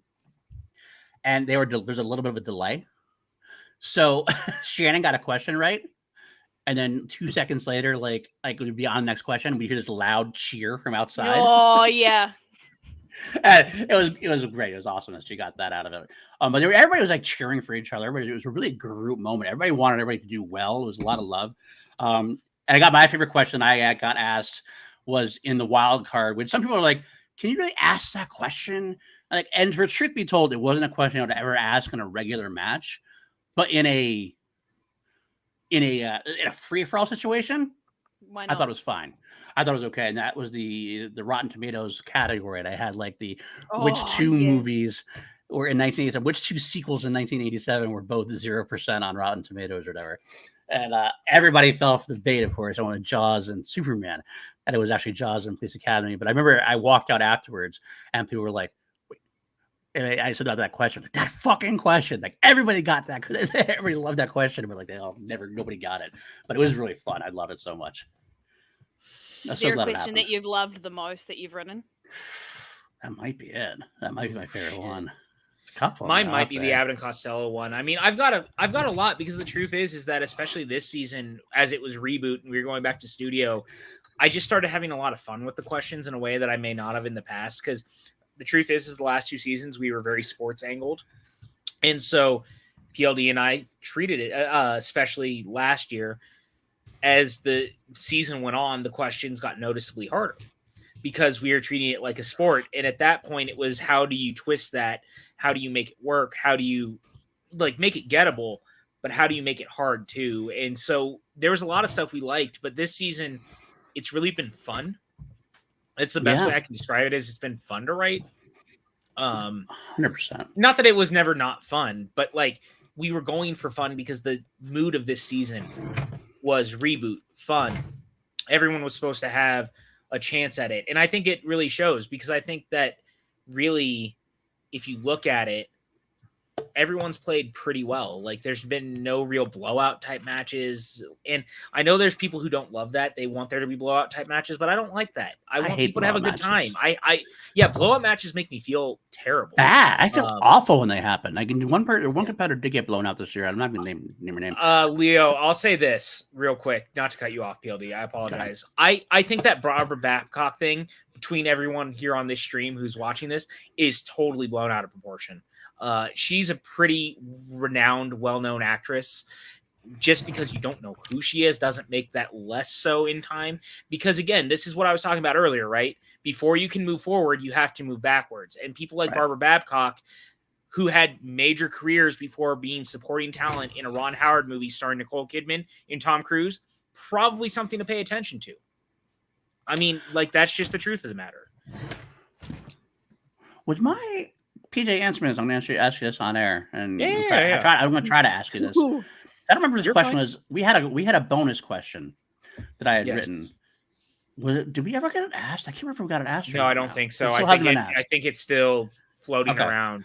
So it'll be in one of the docs. Okay. And I'll say this real quick. Leo, it is a deep cut, but again, I think that there's a world where Barbara Babcock is 100% an acceptable answer, and I think it's really blown out of proportion that her not being in an answer. I've never understood that. I'm going to be honest with you. Yeah, I get that. I agree. Are there any other questions that the fans have reacted to in such a way that you've been like, what are we doing here? I wish we had. There's a lot of time people listen. I know I'm kind of like, what? I think it's a fine question. Well, the funny thing too is the truth is I wasn't even writing at the time that one was at. I was, but I wasn't. So the Barbara Babcock thing never made sense to me because ultimately, I was even looking at it, I was like, she did lots of shit back in the day. She was pretty well known. So I don't know why we're yelling about it. More on television probably than movies, but even then, that matters. She was still a person, and she's also in Space Cowboys. That's all I'm saying.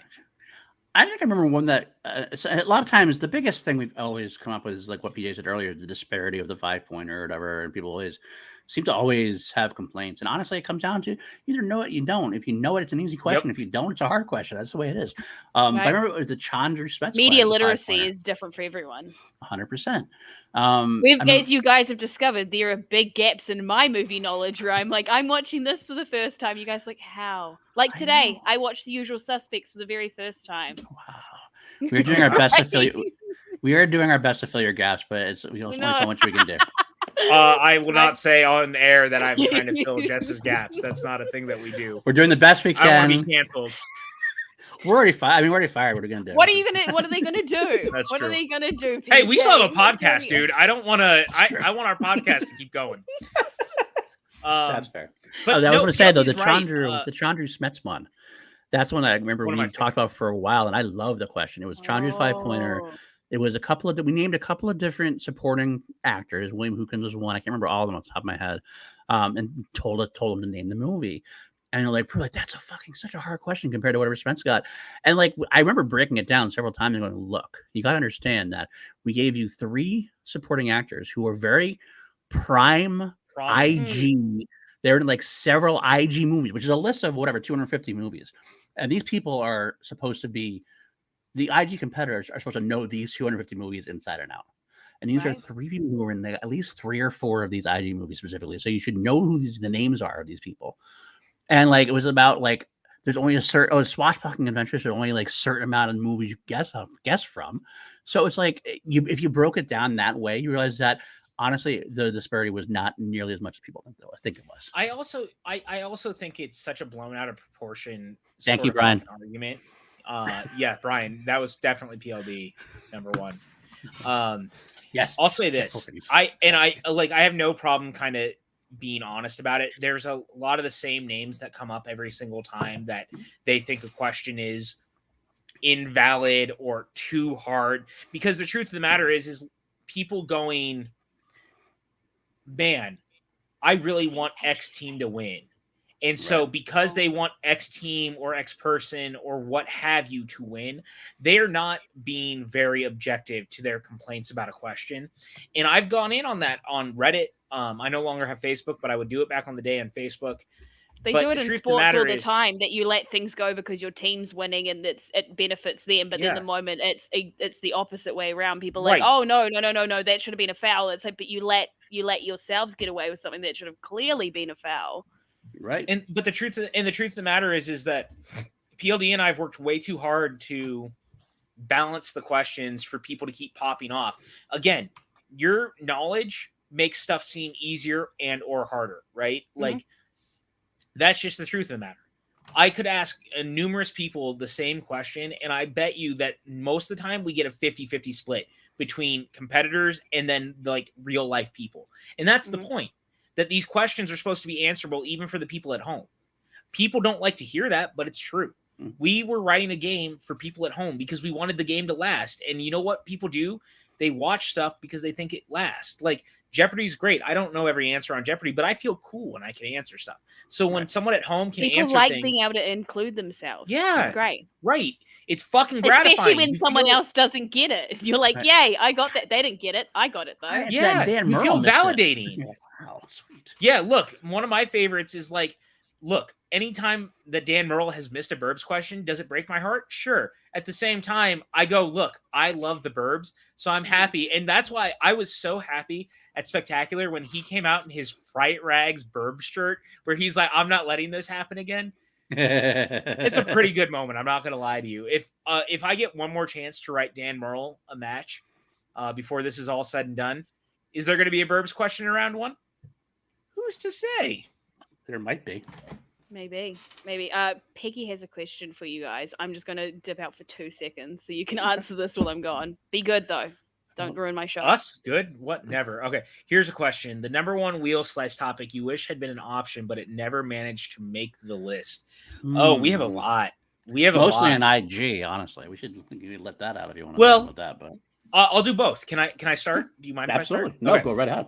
So I'll say it now. IG got gutted this season comparatively to what I wanted to do with it. We were deep into the season when we were told that IG was changing, which was a bummer because I wanted to change some of the slices to from. We did it with swashbuckling. We called it swashbuckling and pulp, and we moved some extra stuff in there. But we were gonna get stuff like Godzilla and Pacific Rim were supposed to be in IG this season. So legendary.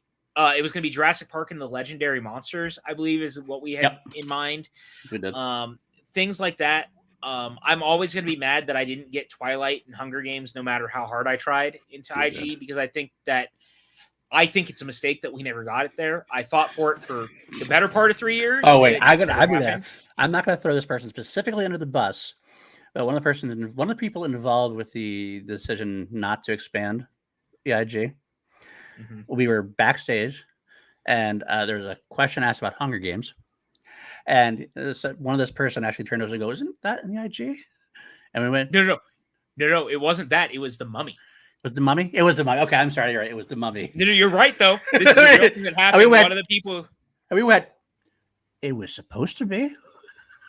Yeah, so the Mummy was supposed to be added to IG under swashbuckling and pulp. We had some ideas. Ghostbusters was supposed to be in there this season. Why wasn't the Mummy in there? Because we were told no. The truth of the matter is that I think that people never understood what we saw IG as, and I know that there's one particular person on Reddit who has complained about this endlessly since last year, since I took a hatchet to IG. But the truth of the matter is if you don't understand what I was doing with IG, then that is a problem for you and you alone. But the truth is that I looked at IG as something that was a expansion of a thing that was previously started as a movie and or started as a comic and expanded from there. Yep. The stuff we were adding in, Terminator, Back to the Future, Ghostbusters, Highlander was supposed to be in fantasy sci-fi this year, Pacific Rim, all of these things that we were adding in was originally expanded in some way. That's a good point. That's a good point. That's a good point. I mean, that's a really good point. But we looked at everything, and the reason we did all of it was that ultimately we were looking at it as Ghostbusters has continued on in multiple animated series, in video games, in books. Ghostbusters has had a much longer life outside of the movies. Like Ghostbusters only had 2 movies until 2016. Yeah. Think about that. And yet it still stayed in popular culture for 20 years over movies, video games, like comic books, TV shows, what have you. Ghostbusters is quintessentially IG. Highlander, similarly, continued to live on in TV shows, in comic books, in novels. The idea of IG was moving past just comic book shit because at the end of the day, cape shit and stuff set in space is not just the only stuff in IG. Period. End of discussion. And the funny thing is the person who kept complaining about it was also like pro me putting Godzilla in while also complaining about the other things that we were putting in. Yeah. And I was like, you don't make sense that you're complaining about one thing while I'm trying to do another. And the truth is that Godzilla and Pacific Rim were going to be added in, but it was just going to be Godzilla 98 on because I didn't want to get into the nitty gritty of what was theatrical, what was not, etc. Et American, you trapped, right? Yeah. But we had it all planned out. We had laid it all out, and it was pulled out from under us literally right before we started recording, which was such a goddamn bummer. We had to send out a whole thing. It was a pain in the ass. It was such a bummer. Had you written questions out of curiosity? Yes. Wow. And we had, and I can say for a fact, I know that competitors had already started watching the movies. That's the biggest, like, I don't want to get into what happened. No. I'm aware of what happened, and it's a big bummer. It is a big bummer. It's a big bummer. And I'm never going to get to see that through. But at the end of the day, I thought we had some good ideas. PLD and I had like put down why we were adding. Nothing was added just because we wanted to add it, but also it all made sense to what we saw as inner geekdom. Like inner geekdom to me. Yeah, we had justification because ultimately at the end of the day, I wanted IG to be more fun and more exciting, and I wanted us to be celebrating all things nerd and geek. And I think that we missed the boat celebrating everything nerd and geek in the end of the day. We got better when I took a hatchet to IG last season and like changed it and added all the stuff that I did. I'm very proud of what we did.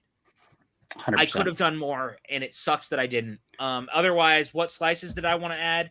I mean, obviously, it's very fucking clear. I would have done like Universal Monsters. I would have done Jeff Daniels. People think I would have done Bruce Campbell. I wouldn't have. There's not enough for his filmography to pull from ultimately. For wild card, yes. For a wild card, yes, but for a slice that is long lasting, not even a little bit. Filmmakers, there's plenty of filmmakers. Linklater was one of mine that I would have liked to add. Just like Peggy, I love Linklater. So there was always the fact that I never got that. I know I'm talking a lot. I apologize. But that's why I have you on the show. Richard Attenborough. The fact that we didn't have Attenborough, and here you guys want to know the truth of the matter. Yeah. You want to know why that we didn't add a ton of it? PLD and I had a much bigger list for this season that we had been looking at. And the truth is that one of the things that I did when I came in was I wanted the show to feel more balanced. And I wanted the show to feel like we were starting to reach out to people who were not white cis males. That was my answer. I was about to go into that actually as part of my reason. I told people I wanted the same reason. True. It's true. And again, this is no shade at literally anyone involved, because the truth of the matter is that most of the people involved behind the scenes in some capacity are white people in America. Right. And I started having people from the show who would come to me and go, hey, you know what would be great? what if you did something more than just a black cinema match? What if we had a black cinema slice? And I was like, you know what? You're absolutely right, because I actually loved black cinema growing up, which was so funny that I got fucking called out for trying to make it a token fucking slice on Reddit when I actually did it because I love black cinema. That's the expansion part of it. We were slowly expanding. That was part of my expansion. Was expanded a lot more this year. People. Yeah, and that was the thing, is that so we started adding more people of color to the wheel, both directors, actors, actresses. We were trying so hard to do something different, and I start getting called out for fucking tokenizing the game. Yeah, that was ridiculous.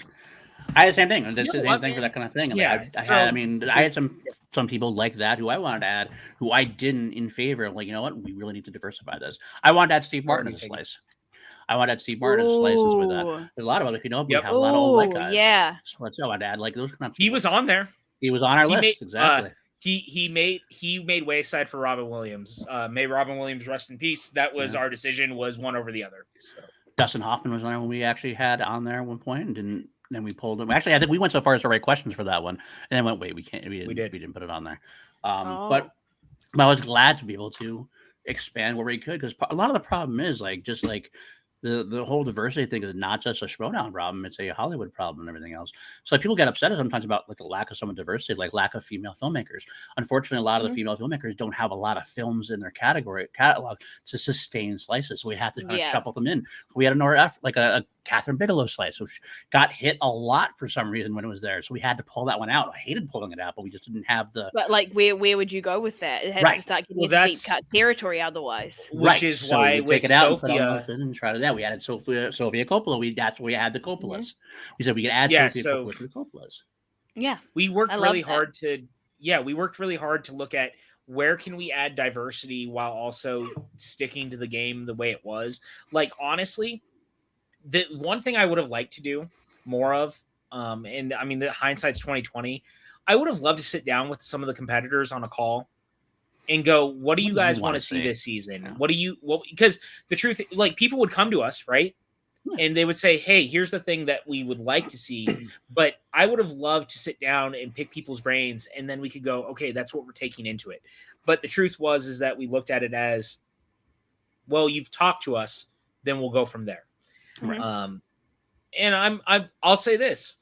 Christian and Mark were always very cool. Skybound was always very cool. They never stepped on us, really, other than the IG thing. I don't think that anyone ever said that can't be a slice. We very obviously would avoid certain things. We wanted Hugh Jackman. Did we ever get Hugh Jackman? I don't remember. No. We wanted a Hugh Jackman slice. That was one that was real close. Part of it, too, was this year was a little different because IG could be on a wheel at any time. And so I think that also changed how many we ultimately added, because we added all the IG looking slices. at it, you were already adding IG into singles and teams. And that's kind of its own different thing, because we really didn't have franchise slices in singles and teams until this year, where we added Rocky, Fast and the Furious, and the stuff from IG. Right. And we probably would have gotten more franchise. We probably would have done more franchise as well. I would have done Mission Impossible franchise slice at some point. Yeah, there's plenty. I would have done View Askew. I mean, we had Kevin Smith, but I think I specifically would have done a View Askew one. I would have done a Halloween. I mean, it would have. Yeah, I would have done Actually, can we say it now? Because I really don't think we're going to end up with wild cards during Spectacular, just because I think most of it's going to end up being bigger matches. I'm going to say it anyway. Okay, go ahead. I'm going to say it anyway. We had a wild card that was literally Nightmare Friday and Halloween, and it was like the three slashers. Freddie, and Michael, it was all Jason. like, it was Freddie, Michael, and Jason. It was super fun. It was very cool. It was very different. Right. But it was such a great slice, and I'm really sad that it ended up falling by the wayside, because we could have had some fun with it, man. You know what I'm sad about? You really would have had some fun with it, knowing you guys. Well, we did. We wrote it, Jess. We wrote it. Yeah. Oh, yeah. You know what I'm sad about, PJ, is our lost exhibition match. Yeah, we had a couple, actually. Actually. There was Can we say them? Yeah, we can. Yeah, right? Yeah, I can say it. We were going to have one last Rocky match. That never happened. It was written. It was done. We had a Halloween exhibition match that PLD and I wrote that I was super excited about. Yes. That fell by the wayside. Jess is going to hate this one that we didn't get a chance to write, but we're going to do. Which one? Go for it. Doctor Who. Oh. Yeah. That was legitimately that. So we were gonna do more TV, and I was gonna do a Doctor Who one leading into the 60th. So it was That supposed would to have air in been November. amazing. We had already started writing it too. Yep, That's we the started bummer, that. is that we were deep into writing a Doctor Who match that never happened, and I'm still sad about it. I would But have loved to have Skybound- known who was going to compete as well. Like, we weren't were sure of. deep into it. Halloween, we knew. We had ideas of who would have been involved, and I know that Brandon Hanna was volunteering for it. Adam Collins was volunteering for it at one point. Perry with Bibiani. I know Bibiani would have gone for it. We were going to try to make sure that everyone at the desk was someone Halloween loving or horror adjacent. Yeah, right. Similarly to everyone playing.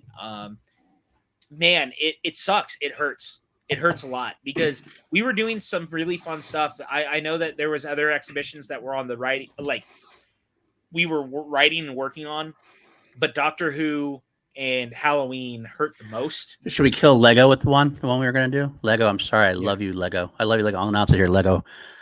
There's going to be a Nick Cage exhibition match at one point. Yeah. Yeah, because we were supposed to tie it into Unbreakable Weight's Blu-ray release, and we had gotten pretty far into that too. It was going to be Nick Cage match. Cage match. Yes. Yes. That one was pretty. We had some stuff, man. Now look, PLD and I are not going anywhere. It's true. There's every chance that the stuff that we did lives on in some capacity because we did the work. I don't want it to go to waste. Yeah. So, is there a chance that we find a life for this stuff? An later? outlet?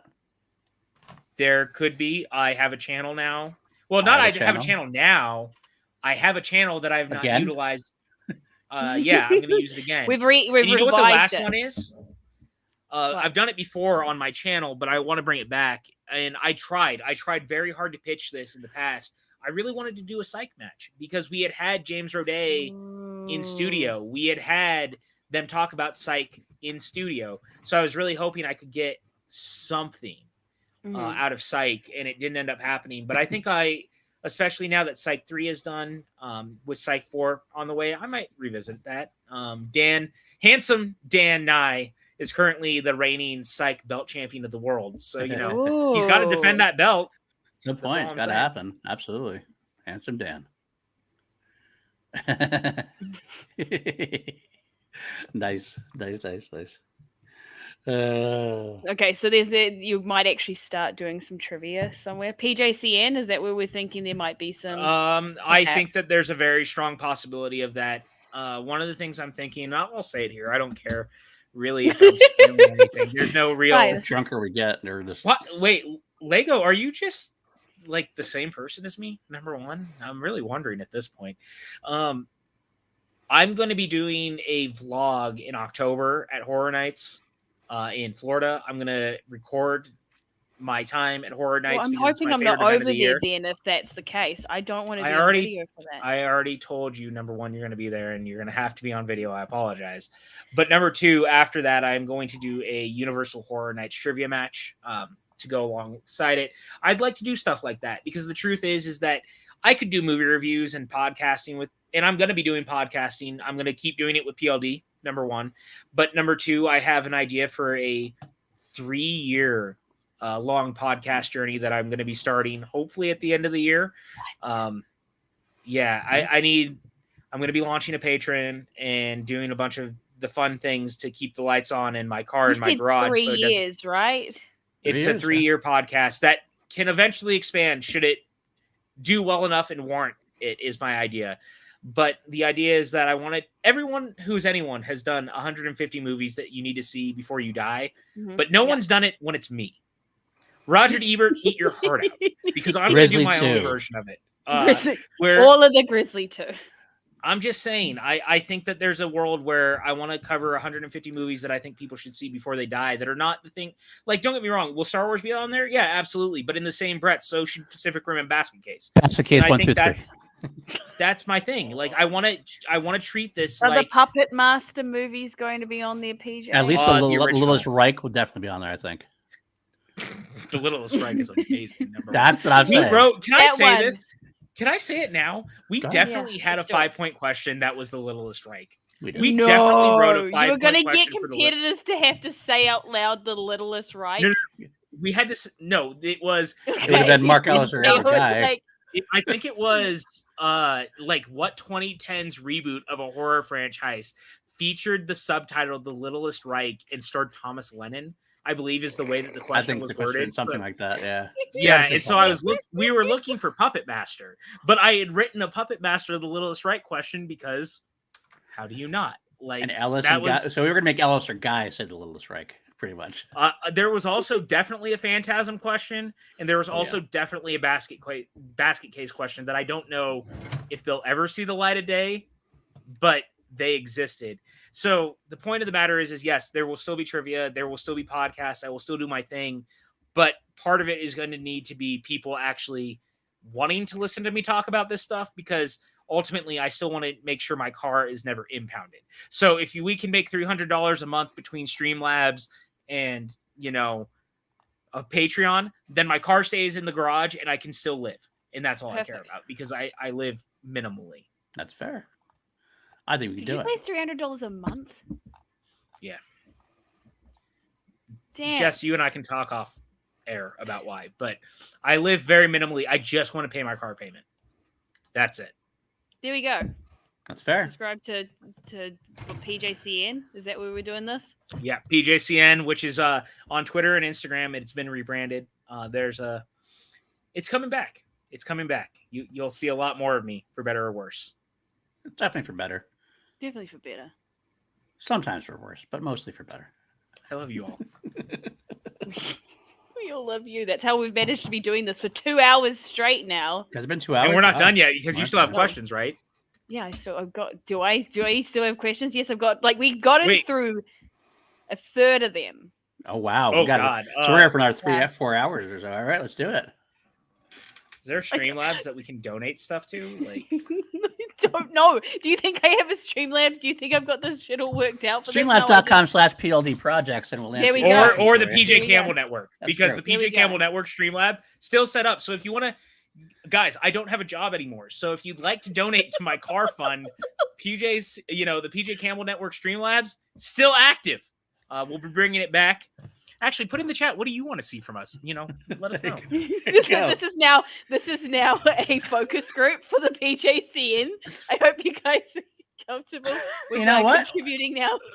And you want to talk about what you want on PLD projects as well? I'm not gonna. Yeah. I won't turn it down. I mean, Yeah, both you of know us what? are here, That's- right? that's Like, the we're both thing. here. Thank We- you. both And here. honestly, what do you guys? we're both on each other. He's on PLD projects. I'm going to be on the PJCN, so it's pretty much all for the same cause anyway at this point.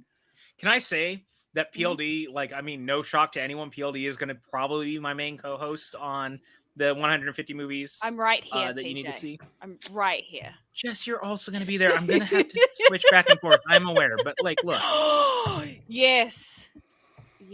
Eric, Ooh. sign us up. Sign us up. We'll fucking do it. I'm 1-0 right now, or 2-0. 2-0 right now. Yeah, 2-0 right now, I believe. Ooh. Don't you have a rematch with JTE soon? I do have to do some match with JT. So that's right. Because we have to do the Assassins episode. The Richard Donner movie. Yes, I whooped his ass in The Rock, and I did beat Barbarian in Bohemian Rhapsody. So then we have to You JT didn't whip with- his ass though, like you beat GT. I did not whip Barbarian's ass. He was not that JT was a bad opponent, but when you're going against You can Clean say it. Red It's Harris, fine. JT was a mediocre opponent, and that's okay. JT. when it comes loved to The Rock and Ed Harris, I ain't gonna fucking lose. That's true. Ooh. Okay, now I've got to know. Would you what movie? What movie would you pick between gonna the have to two of talk you? It's about like it. it's a Shit, I horror don't know. film, right? But generally, it's going to be a horror film, isn't it? Which Halloween movie do you want to do? You're right. Bane. Look, man, I'm here for. Which Halloween do we want to do? I say we do one of the offbeat sequels.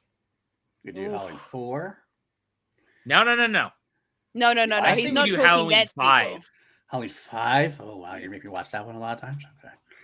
I mean, it depends say on we how do much Halloween work you want to 5. put into We it. could do TLC. Halloween 2. Did you see our text message exchange earlier? Amazing Grace. Stop giving Come that sit motherfucker. on my oh my god. face. I hate Bud so much. He's one of the worst Halloween characters. Yeah, I say we do Halloween 5. I say we do the Revenge of Michael Myers. I think that there's a world where, because here's the thing, it's not just you and I who have to watch it. Poor fucking Eric's gonna have to watch it too. 'cause now he's gonna Oh write questions. no, jeez. Oof. He's And I never really gonna don't write wish that another on trivia most match people. after that. He's never gonna. He's Let's- gonna be like, I'm done. This is it. Let's think about it, and we'll table Okay. it. Let's not All make an Yeah, official we'll decision right table it this for second. now. We'll talk about it. Wait. Halloween Kills. Wait, Let's like wait, Halloween Kills. wait. Friday the 13th, Part 8. Jason Takes Manhattan. If we're gonna do Friday the 13th, let's do Jason X. Is that I the mean, one look, in I'll space? fucking do Jason X. Yes, In it space? is. The Is one Is we that made the you one watch in the trailer space for. that I had to watch the trailer for? Yes, it is. While we were drunk the other night? Yes, it was. Yes. Leo, no, I will not do a match on Resurrection. I'm sorry. Halloween Resurrection, No, there's Oh. no. Here's what I'll say. There's a lot of things that I hate in life. There are few things I hate nearly as much as I hate Halloween Resurrection. As Buster Rhymes saying trick or treat, I fucking motherfucker. hate Resurrection. Easy, huh? All right, easy. Here we go. There we go. He's gonna do it. All right. Oh no. Okay. Jason so, Goes so to Hell is also up there. I admit that one. Oh, okay. So speaking of like We'll get back to fantasy you. matches, We'll get back yeah. to you. on that one. What match would you like to have written? I know you've talked about like subject material, but like who would you have liked to seen face off and what match? Because PLD, you obviously talked about how cool it was to like write for team action, but like I'm talking across the board, all of Schmoedown history. Who would you have liked to see, whether it's teams or singles or any of the divisions? Who would you have liked to match up and do a match for? As far as writing the match goes, or actually just being entertained by the match? Either. I will take either. Because I would have loved to have seen Team Action play the Patriots, because that trash talking Ooh, would have been unbelievable right. back in the day. right. And I'm here for the trash talking. And I think I'd write the hell out of that kind of match too, to be honest with you, because I love JT and Snyder's a lot of the same movies that JT loves, and I'm a big fan of Snyder's of his reviews and stuff, so I know what he likes. I think I could write some great questions for that match. What about you, PJ? I'm thinking about it right now, and I feel like for me is that I think of one podcast that I love listening to a lot, and that's Fat Man on Batman. I would have loved to do Kevin Smith versus Mark Bernardin in a Fat Man on Batman, like back and forth, because we had Kevin in the studio, or at least playing. I would have liked to get Mark Bernardin back. Fuck you, Cool World, for scaring Mark Bernardin off from ever coming back. I will never forget one of the years that I was going down to Comic-Con. When I was living in Burbank, I'd always take the train down from Burbank to San Diego because it was much easier than driving, and Bernardin was on my train. And I knew because he had his Wi-Fi was open on his phone, and so his name was coming up when I was trying to connect to my Wi-Fi so I could work while I was on the train. And I had tweeted out that Bernardin was on my train, and Christian texted me and he goes, "Dude, go up to Bernardin, see what it would take to get him back to play again." And I was like, "Christian, it's not my job to like book people for you." I'm not booking talent for you, man. But I went up and I talked to anyway. Bernardin, and Bernardin was great. He was super nice and he was super kind. And he's one of the best people I've ever met who worked in the industry. And that's saying a lot because I've been in the industry a long fucking time. So Bernardin was like real sweet and real cool. And I would have loved to write for him. I never got a chance to. So him versus Kevin would have been a treat, because the way I saw it when I was talking about writing Kevin's matches last year and the year before was the thing that really stood out for me writing Kevin Smith matches was he had given me so much joy in my life. And here I finally got to write for him. And I could only hope that I was giving him as much joy in the 45 minutes that he was playing that he gave me since like 95 making Clerks, you know? So I would have liked to do that. You know what else I would like to have seen?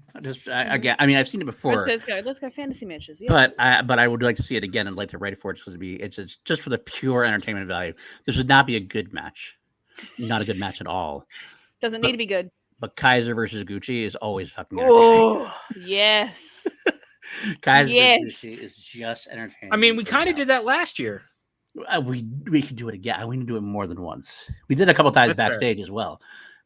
On Drunken Calls, we've done a couple of those, and they're very fun and very entertaining. Drunk Kaiser trivia is great. Just so you know, I'll throw Kaiser out there here. Kaiser played about this. If you get Kaiser on a Zoom call, you get him edit one drink or two drinks or one joint or whatever, you're going to get a drunk or high trivia match because he's going to push. I mean, he was. Can I say it? He like 20 minutes ago, he's in the group chat with PLD and I, and he was sending us trivia. Just a trivia question. Wait, what? We answered a trivia question while we were talking to you. And I got it right, mind you. I got it. You almost got it wrong. You almost got it wrong. But I fixed myself. When I said, hold on, that's not it. And then you changed it. So we got it right. But it was within like seconds of me saying it. Yes, because right. You forget. The question was, and I won't say the answer out loud. I want to see if the chat knows. What is the last character in Ghostbusters to have a line of dialogue? Yeah, what character has the last line of dialogue in Ghostbusters? That's it. And I won't say why I changed my answer the way I did until if there's answers, but I was like, man. So who gets the last line in Ghostbusters? He said something, and I said, hold on, because I knew he wasn't right, but he fixed it and got the right answer really quickly. So it was a team match. I moved quick. Well, yeah, you did. That's what I'm saying. That's why we're a great team, though. You know what? Alan, you got the line. Leon. But that's not quite right, actually, because that scene keeps going. Yes. That's why I changed my answer. Yeah. Yep. That's what people The answer. Should we say the answer now, or? I'm cool if you want to say it. Do you want to know the answer, guys, or do you want anybody else to have a guess? What character? I'll give it like Tom Selleck. Yeah, Ryan and Alan both. Actually, everyone is saying Winston, but everyone's saying Winston, and that's wrong. It is Rick Moranis. Because there's a line, he has a line during the credits. Because during the scene song keeps playing. Yeah. Yeah. The scene keeps playing, and Moranis comes out and he goes, "Doesn't anyone want to talk to me?" Right. And that's when it cuts to credits. Is that after Moranis has like wandered out and he's wearing a blanket? Yeah. He goes, "Well, doesn't anyone want to talk to me?" And it cuts to credits. Yep. And that's when it like plays the rest of the credits as is. Yep. Alan gets it. Anyone want to interview me? Yep. Yep. Exactly. And that's why I like Kaiser. I literally said you can see it. Also, I said it in the text message exchange. So I go, question. Winston, wait. And then I go, no, it's Moranis. If you did that for, say, a Marvel film and said who gets the last line in any Marvel film, that would screw over a bunch of... Here we go. Yes, we're exposing text now. No, but he's proving that I did it. I go, oh, yeah. Winston. Oh, wait, no. Moranis during the credits. Is there any heads in your final answer? Hold on. No, it's not. Hold on. No, it's not. Oh, yeah. That's no, wait. Moranis during the credits. Yeah. I 100% within like seconds, I changed my answer. Mm-hmm. That's amazing. That's why we should be a team. Maybe we should be a team, PJ. I really should. really are. Your question is very valid because this came up years ago because it was like who had the last line in a Marvel movie, I think. And I think it wasn't Civil War. It was the one leading into Civil War. Whatever it was that had the scene from Civil War where they realized that they need to get Ant-Man. So maybe it was the end of Ant-Man. And Snyder answered it wrong, or Snyder answered it to the movie without the credit because the question wasn't accurate to making sure you knew. This day and age, especially in IG, if we say who has the last line of a movie, that includes the post-credit scenes. Like we'll normally say at least probably the post-credit part, but it should be like it should be known at this point that's what we're asking for. The chat generally, thank you guys. Yeah, there you go. Yeah, we generally will try if there's any kind of trick involved that we catch. It's like, well, that could. And we try to clarify it in the question, just so people don't get challengey about it. Like we'll be like, not including a voiceover appearance. This is so and so's final appearance. Not including this or. So, because if we're looking for whatever we're looking for, that kind of thing, we really try to make it so it's easier to clarify things. Which must make it easier as a team thing, because I imagine when you're writing for yourself, it's only what you think about in terms of parameters. But then when there's two of you, one of you is like, have you thought about the fact that it could be interpreted as this? Exactly. Many times we've done that. We do that all the time, because and we don't. I mean, we are similar enough that we have a lot of the same mindsets, but we're different enough.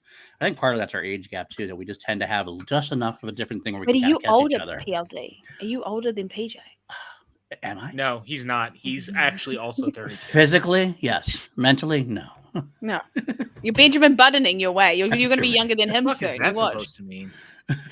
And mentally, I'm a fucking midget as far as I'm like a 13-year-old mentally. So Did you just call PJ? I a just midget? called. No, I'm mentally a midget. I said I'm below PJ's age in that way. I'm Oh, older okay. than physically. Mentally, he's much smarter than me. I'm the one who's sitting the Amazing Grace come sit on my face on, because that's my sense of Stop humor. giving Bud fucking credit.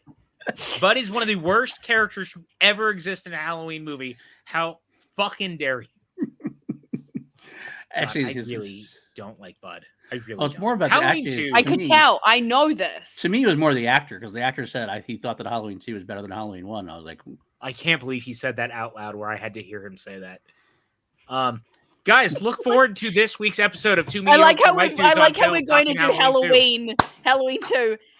In this, it's going to be like a trailer for. it's on film. We know how to plug. Fuck, We I know how to hate plug. Bud. I Yeah, fucking that's hate right. Bud. The worst. Wow! Spoiler alert! Jeez. I don't know if it's quite as bad. Is it quite as bad as Fuck Frodo? Or I mean, it's up So there. I still really think that gift choice was very interesting, given the hashtag. PLD knew what he was Fuck Frodo. doing, that fucking monster.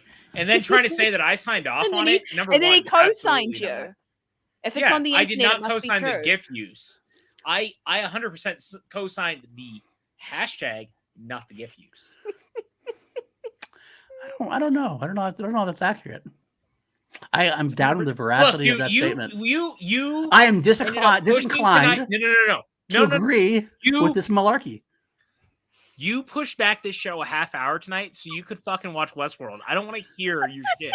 He's in the green room with me, and he's like, I know the reason why this got pushed back. And I was like, oh, okay, yeah, thinking, it's a show, or you had something like an actual streaming show that you had to be on. And he's like, no, it's for Westworld. I was like, okay. It's a date Also, with my I agree wife with watching- Lego. Justice for That's Ben fine. Tramer. Yes, I agree.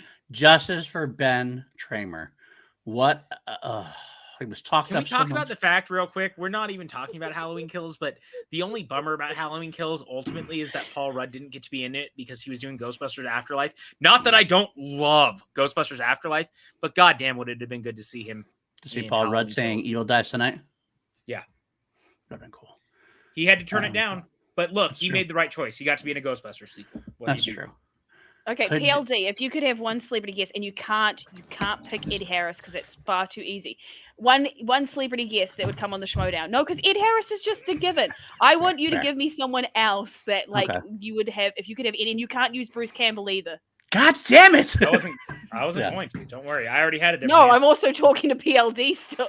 So PJ, you say Ed Harris, I'll say Bruce Campbell, and we get to go. He said you couldn't use it. Damn it! Oh God! Oh, Who celebrities. would you have? Like, if you could pick anyone anyone.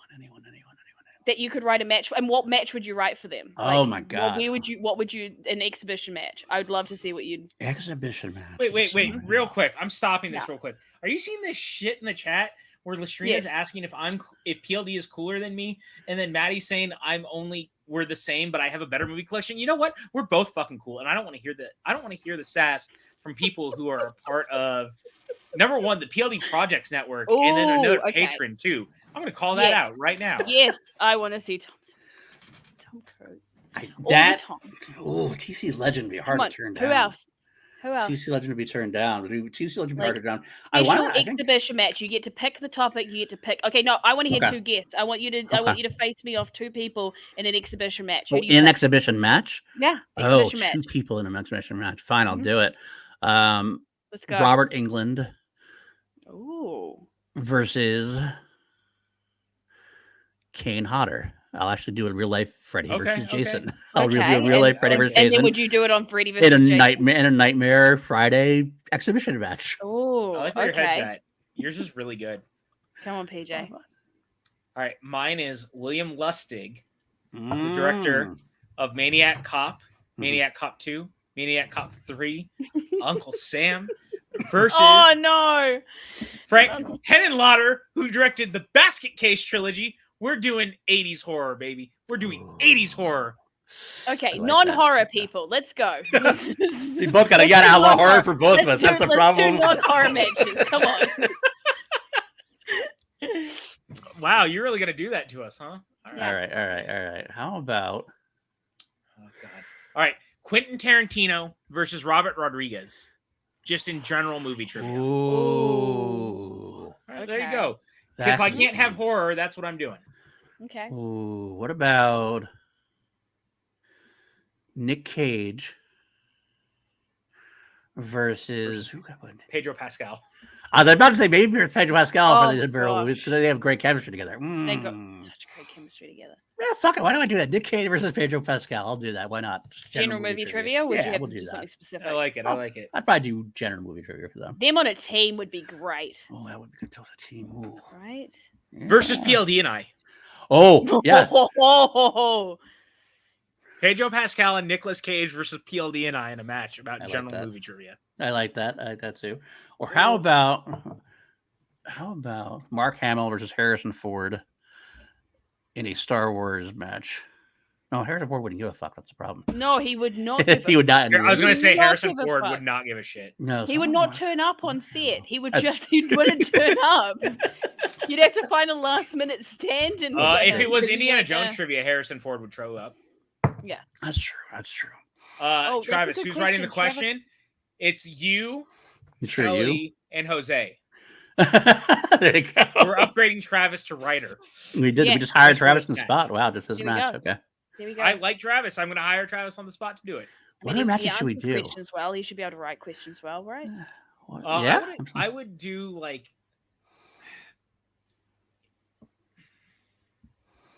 How about? You know what?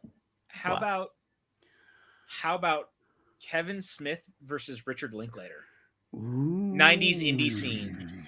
Doing like 90s indie movies. Ooh, that would be nice too. Yeah. I mean, Smith obviously is already in the league, but This all counts. Zach Why not? Braff versus Donald Faison. Oh, that'd be What fun. Trivia. That'd be fun. That would be very fun. Oh, I could like that. I could like that a lot. Oh. I don't know. Ben Affleck versus Matt Damon. Boston Kevin Smith movies. trivia. Boston Yeah. movies. Oh, all right. Okay. We do Kevin Yes. Smith movies. We can do Kevin Smith movies also. Ooh. I don't want to give Boston the satisfaction. You're just upset because the Yankees haven't won since 09. Oh, you, Peggy's got it well. I 100% did not wear my Yankees hat for you tonight, and then you're gonna do that shit. Well, you know, it is what it is. Slivers Arnie would be great too. That'd be a good one. Top notch. Action I questions mean, or I agree, Action but movie also questions. fuck you. I agree, but fuck you. this is very much a writing session right now. No, this is That very is. much. We've had a few drinks on call, and this is where it starts to send. Maddie gets me. Maddie gets me. Yeah. PJ sealed it. Brad versus Faison. PJ is my favorite. Maddie, you're my favorite. Wow, You Maddie. want to come hang out with me? I can. Maddie, I have a you're podcast fired. and everything. You're Wanna be fine. You can join friends? the PJ It's Campbell. okay. be You friends? can fire him. Fucking hire him. You want to donate to my Patreon, Maddie? How Last about episode. Maddie? Sam Witwer Dipper, versus Peter Dipper Serafinopoulos in Darth Maul trivia. How about that, Maddie? Ooh. Dipper is saying Dipper versus Mabel in Corgi movies. There you go. I'd love for you to have to try and find corgi movies as well. They're all going to be about like the British Crown. They're all I going to mean, be there's- pretty much movies about the Queen. There's The Accidental Tourist, Mm. starring the late William Hurt. There's Dave, starring Sigourney Weaver and Kevin Kline. There's Ooh. plenty of movies That's true. course that you'd know involve that. corgis. Oh, That'd be Yeah, I good. mean, look, oh, corgis are yes. adorable. That could be fun. If it's Star Wars, though, Scorsese's- Sam Witwer would win that easily. I think Maddie. Scorsese versus Spielberg should be all MCU questions. That'd be funny. I mean, the match would go nowhere. But Exactly. you know. Stallone versus Jordan, a Rocky Creed trivia. That'd be cool. I think Stallone would probably whoop his butt, though, to be honest with you. Yeah, Stallone absolutely. is so Look, the in-depth with those dude, Rocky I the movies. can't dude wait for wrote Creed 3, dude. Too. Me them as too. well. How about Although Michael B. Jordan seems like the type that would actually study. how about seems Spielberg like the- versus Lucas? I wouldn't hate that. Also, Peggy, it should be Eddie Murphy versus Eddie Murphy. Eddie Murphy. He's him playing different versions of himself. Doing So you trivia. just filmed the match twice. Just have him. Yes. Have him. Yeah. I mean, he'd do it. He'd Eddie Murphy absolutely do versus it. Eddie Murphy in trivia playing himself because he loves playing multiple parts when he does things. And one of them's passed away. So again, can we do a 4-way match in the Ghostbusters? Ooh. Well, how about we do the original 3 that are still alive, and then you add in Paul Rudd? Okay, I could do that. Or McKenna Grace. Ooh. If he was still alive, how about Carpenter versus Craven? Yeah, there we go. Oh, that's a good one too. I like that one. That's good. Horace Rachel. Christian, that'd be good too. Yeah, that'd be great actually. Oh, I like that. I like that too. I like William. And William, by the way, yes, we were in the same theater last night, not knowing it, watching Back to the Future together. Woo. You would have been, yeah. I did see that on Twitter. Okay, so I've got to know because we're going to move away from this because we could be here all night talking We about this. really could. We're already going to be here all night. It's Yeah, amazing you think it's going to be any shorter. Probably. I mean, you guys don't need sleep. I'm hours behind you, so I can still go for hours. It's fine. Or But, actually, we can go all night. Hours ahead of us. To be fair, because everyone wants to talk about what you're going to miss about Schmoedown. We're gonna fucking miss it. Like, let's be honest. We're all going to talk about how sad we are, and we have plenty of time to be sad in a few months. But like, I want to hear about your most favorite moments of Schmoedown. I want to hear about the things that like what I missed the most, and I was like, my paycheck. Too soon. No, it's never too soon. Favorite moments. I want to hear. I want to hear about favorite all the moments that we were involved with, meeting- or just in general. any of them. Meeting Any of them. PLD. Yeah. I'm not kidding. That's Aw. not to like. Truthfully, it's been meeting people and like Yeah. finding my way. I've told this story before, probably, but you know, Josh McCouga was the one who invited me to the studio for the first time because I was doing after shows back in the day at the Stream, and the Stream is where AMC used to do their show before they moved to Collider's offices. And Josh and I kept meeting in passing, and he loved Kirk, who was my corgi at the time. And he stopped me one day and he goes, "Dude, you're really great, and it's been really fun hanging out with you. Do you want to come over to Collider and see some matches?" And I had met Christian and Roca beforehand, but they had never invited me to the studio. And he's like, yeah, come out next week. So I went to the taping, and before I left that night, Christian goes, "So you're coming back tomorrow, right?" And I was like, "What's tomorrow?" And he goes, "We're taping a free-for-all tomorrow." And he like broke down what the free-for-all was going to be. And he goes, "Will you be there?" And we had never taped free-for-all before. So I've been around long enough that I was at the first taping for the free-for-all, and that was the day I met everyone. Had I not said yes to Christian and not said to my job, "I'm not coming in the next day," and called in sick, I wouldn't know any of you.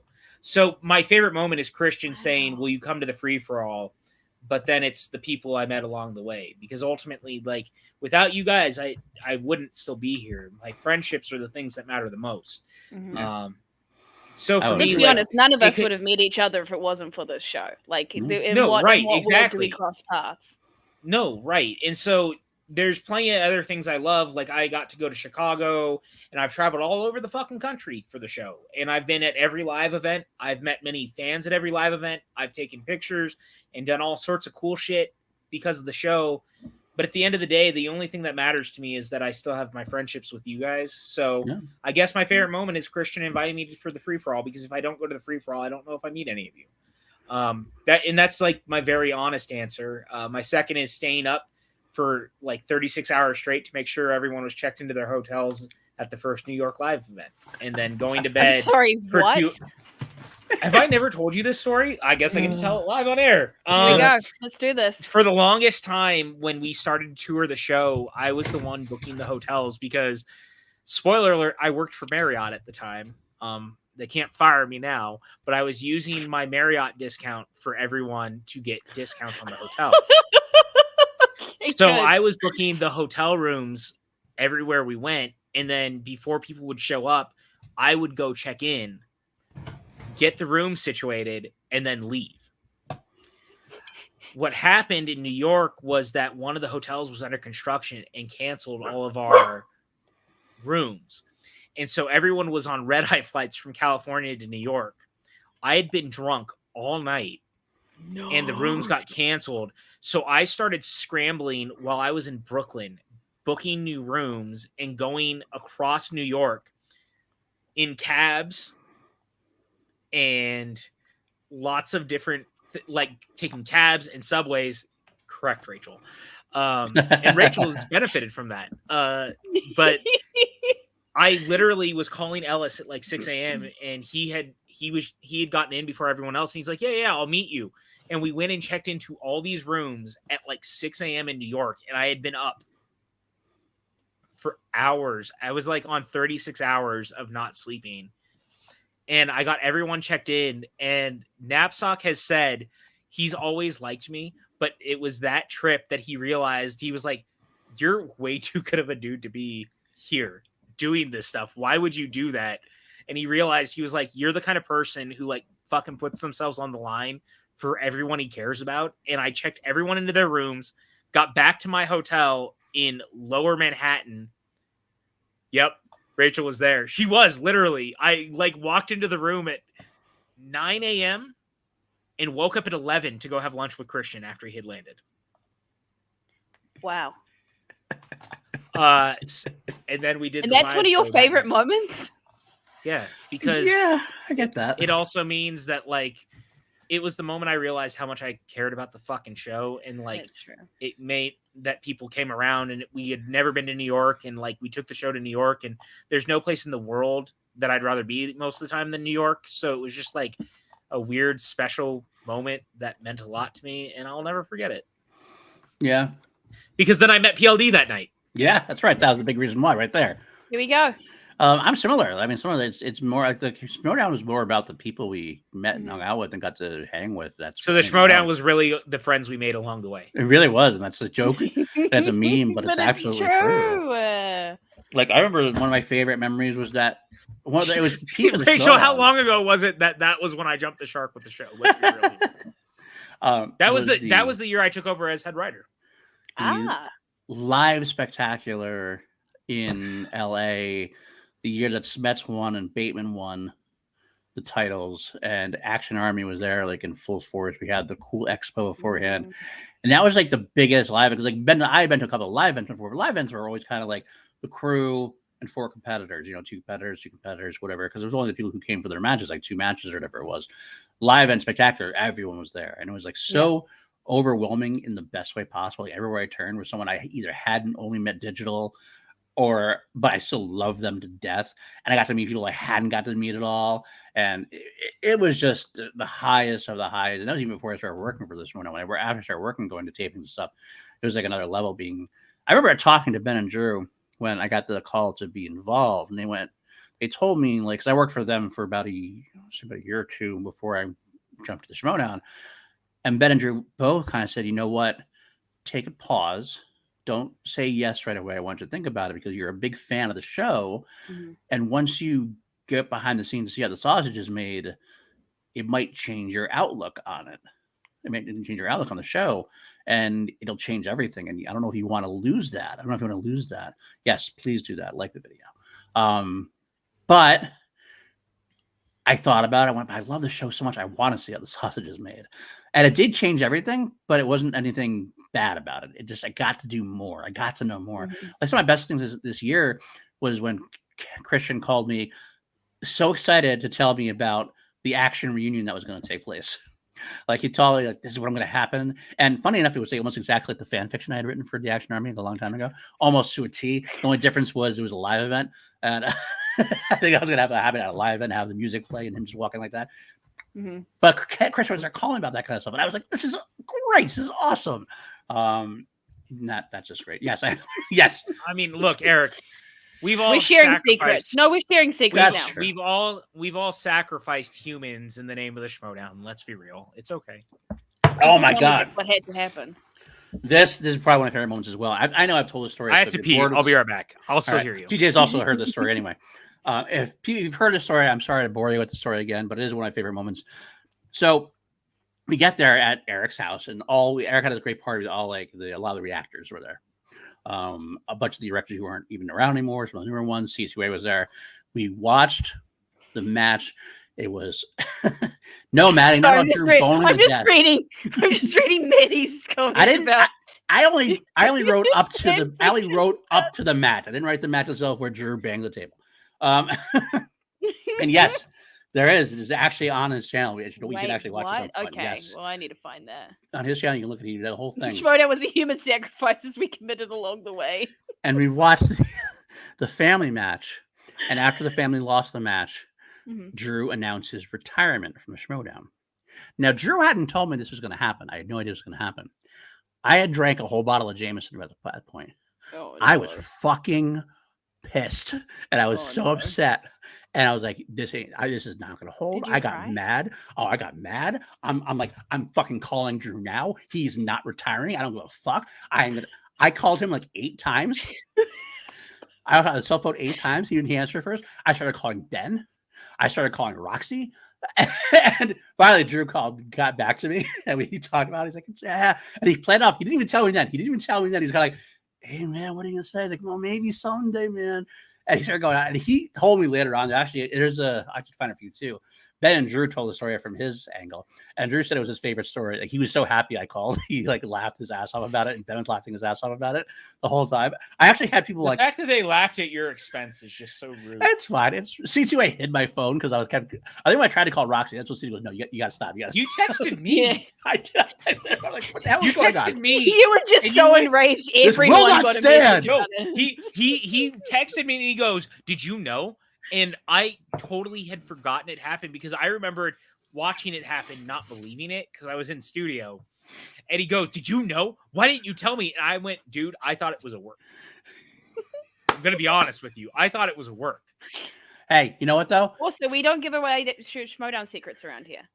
He unretired the next day. So my call actually made the difference. He actually unretired the next day at Spectacular. So that's Schmoedown canon now. You're not believing that. That's okay. I want to see Nerd Chronic's video now because I want to see your reaction because you'll be in there, right? Oh yeah, I was there. Oh, I was in that. I was pissed. I was mad. I think I actually went to fight somebody at one point, real briefly. Somebody said something bad about Drew, or something about it. I was like, I feel like they sat me down, like, you're okay. It's okay. It's okay. It's okay. That's Did true, you Rachel. know? This was text word between Schmoedown players. That's right. That's true. Because we don't all know everything that's going on. Did you know? And then how long have you, or else how long have you known this for? Although PJ did know for a lot of times, most of the time. Once again, it's not like I knew, you know, like. Well, let's be honest. PJ actually, and we knew a lot of stuff happened this year, obviously, because as people who work with him will tell you, Christian is like a big kid. Yes, when it comes to stuff, and he'll say like not to tell anybody, but he'll get so excited he has to tell you. And that's not just like people involved in the Schmoedown. I'm gonna point. I think I mentioned this before too, but if you're in the Action Army, you know better. J. Capcavetta, myself, and Billy Belford were at like one of the first live events, not the first one, but one of the New York live events. And coming up was, what was it? It was what was it? What was the corruption thing called? He called it the nuke. The nuke. That's what it was. The nuke. So he's not telling anybody the nuke, blah, blah, blah, all this stuff. He sees Jake, me, and Billy Belford outside on the sidewalk of New York. Calls over like, you want to know what the nuke is? Like, we're like, yeah, we want to know. It's like, okay, I'll tell you. But if it gets out, I'm going to know it's you three. That's what he tells. He wants to tell someone, but he wants to be able to trace it back. He told the fans the nuke. But the funniest part is he tells the nuke. Next day, we're like, oh, that's fucking great. I can't believe it. Oh, I can't believe it. And then we go to a live event. At the post-live event, they had a Q&A. This is very true. At the Q&A, Christian tells the whole Q&A audience as well, because he can't hold it himself. I remember us standing backstage together as he told the whole audience, and I was like, well, that's a thing that's happening right now. Well, this is where we're going with it, I guess. I can't tell you how many times I've been next to Christian. He's told me something, and then within 15 minutes, he goes off and tells an entire crowd of people. And I went, motherfucker, you told me 10 minutes ago not to say anything. Just told me not to say anything. He's like, well, then I know you didn't say it to anyone because I already got there first. You sons of bitches. I adore Christian. I do. However, his secret keeping was never something. the greatest. It was never the greatest. Let's be honest. But that was part of the fun. That was part of the Yeah. fun. Right? I mean, like, Guys, I'm gonna be honest with you. I've already killed 2 bottles of meat. I don't know what I'm gonna do with myself.